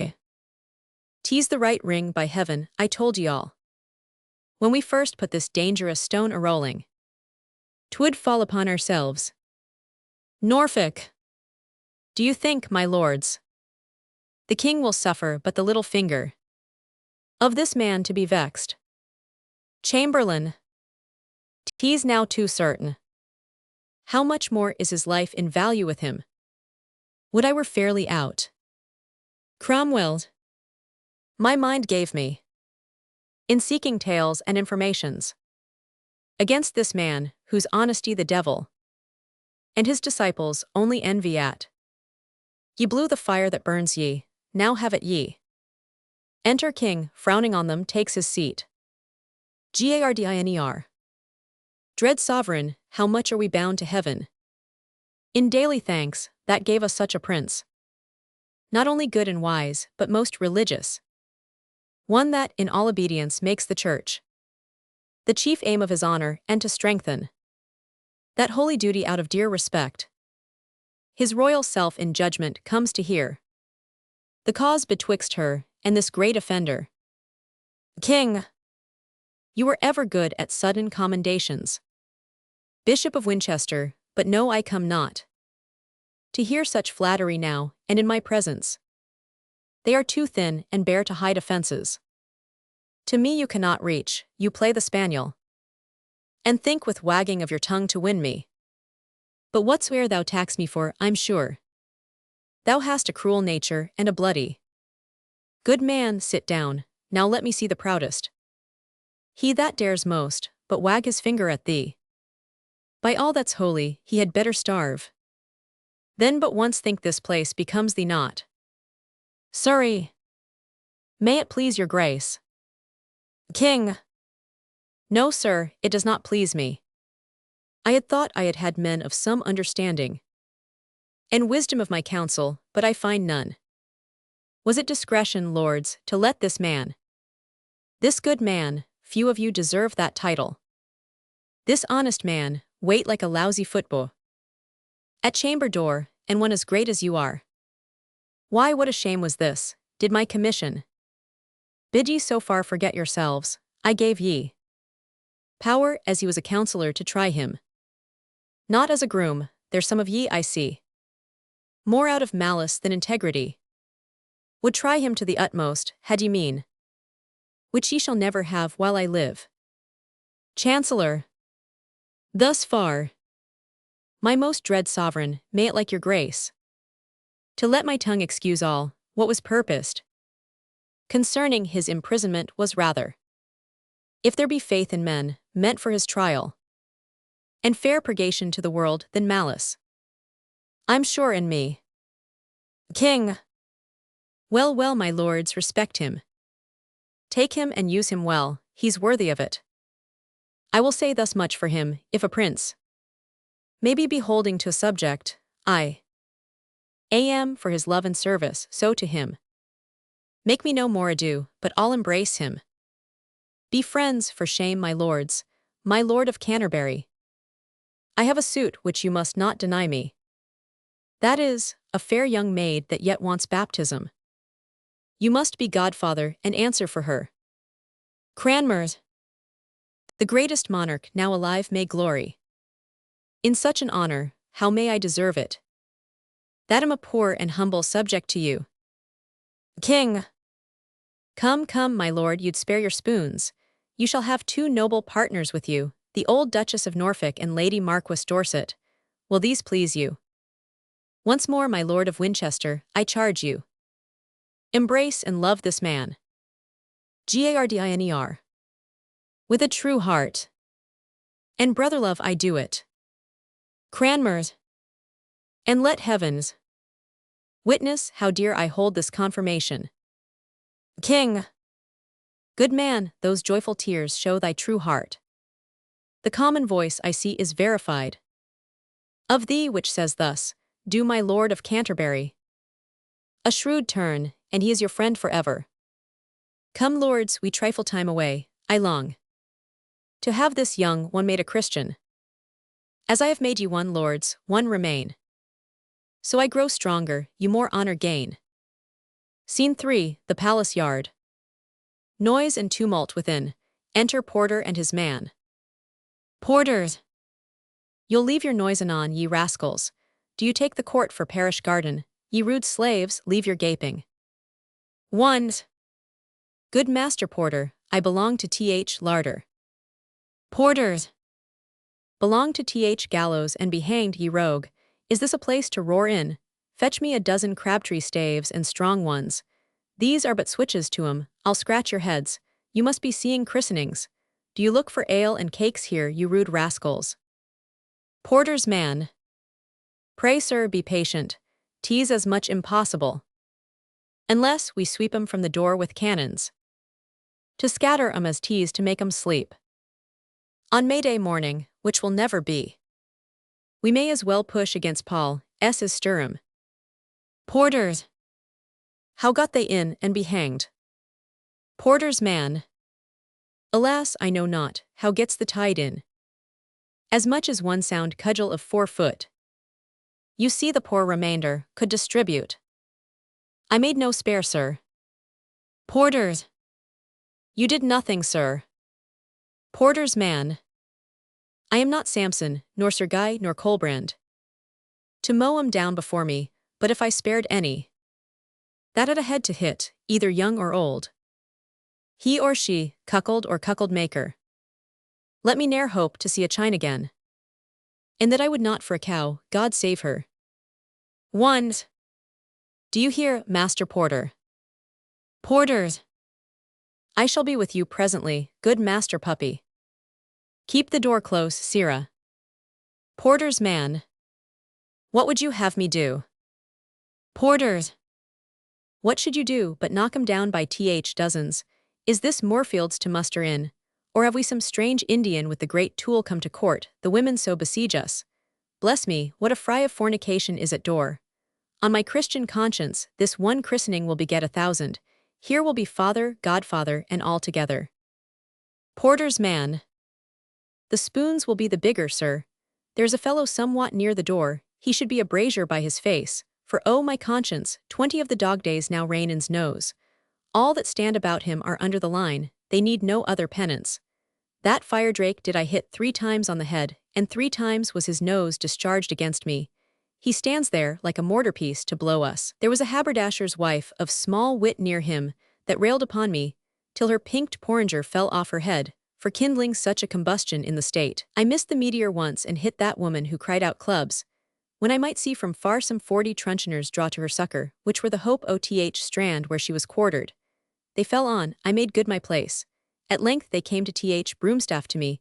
I defied 'em still, when suddenly a file of boys behind 'em, loose shot, delivered such a shower of pebbles that I was fain to draw mine honor in and let 'em win the work. The devil was amongst 'em, I think, surely. Porters! These are the youths that thunder at a playhouse and fight for bitten apples, that no audience but the tribulation of Tower Hill, or the limbs of Limehouse, their dear brothers, are able to endure. I have some of 'em in limbo patrum, and there they are like to dance these 3 days, besides the running banquet of 2 beetles that is to come. Enter Lord Chamberlain. Chamberlain! Mercy o' me, what a multitude are here. They grow still too, from all parts they are coming. As if we kept a fair here, where are these porters? These lazy knaves, you've made a fine hand, fellows. There's a trim rabble let in, are all these.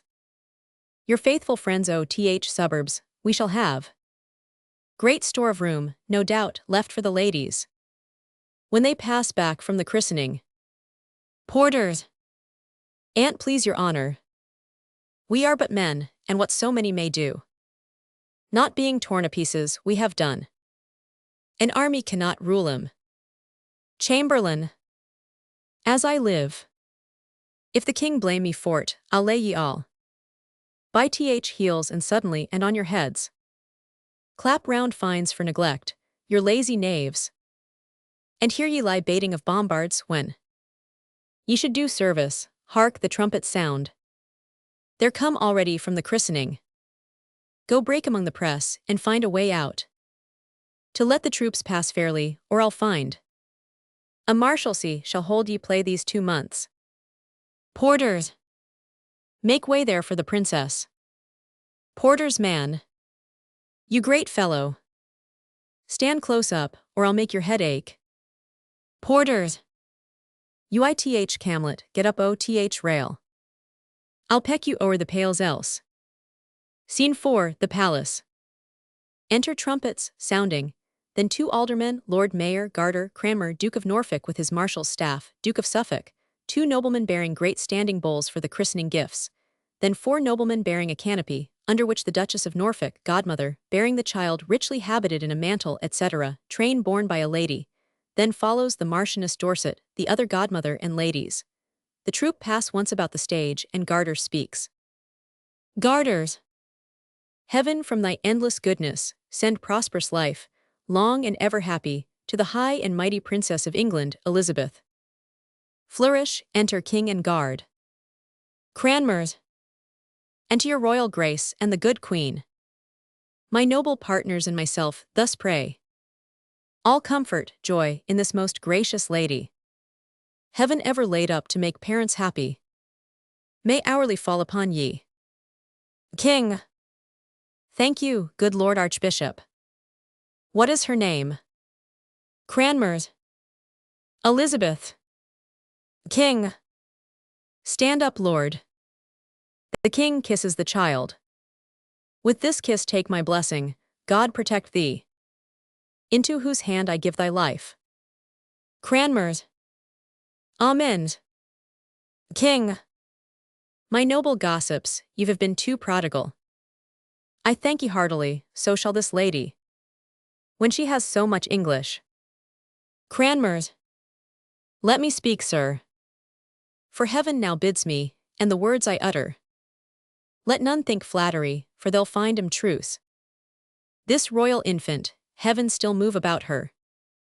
Though in her cradle, yet now promises. Upon this land, 1,000,000 blessings. Which time shall bring to ripeness, she shall be. But few, now living, can behold that goodness. A pattern to all princes living with her. And all that shall succeed, Saba was never more covetous of wisdom and fair virtue than this pure soul shall be, all princely graces that mold up such a mighty peace as this is. With all the virtues that attend the good, shall still be doubled on her, truth shall nurse her. Holy and heavenly thoughts still counsel her. She shall be loved and feared, her own shall bless her. Her foes shake like a field of beaten corn, and hang their heads with sorrow, good grows with her. In her days, every man shall eat in safety, under his own vine what he plants, and sing the merry songs of peace to all his neighbors. God shall be truly known, and those about her. From her shall read the perfect ways of honor, and by those claim their greatness, not by blood. Nor shall this peace sleep with her, but as when the bird of wonder dies, the maiden phoenix, her ashes new create another heir, as great in admiration as herself.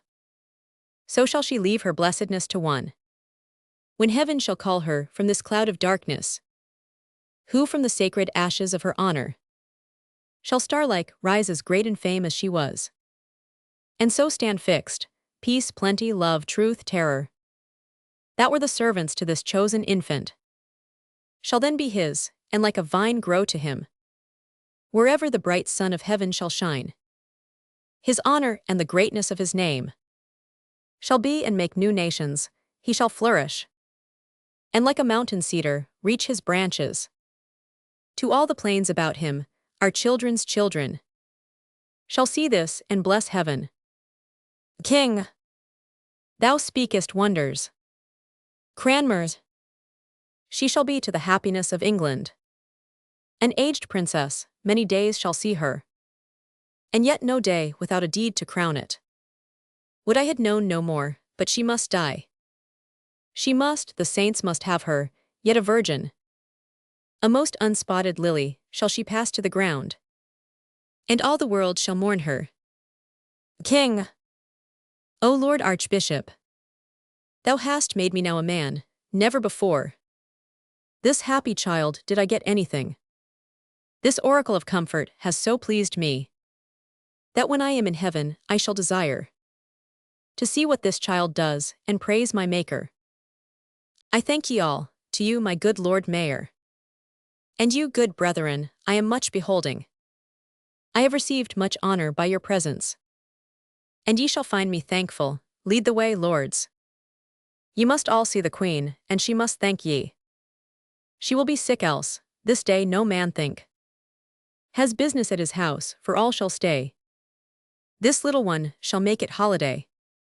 Epilogue. Enter epilogue. Epilogue. 'Tis 10 to 1, this play can never please all that are here, some come to take their ease, and sleep an act or two, but those we fear.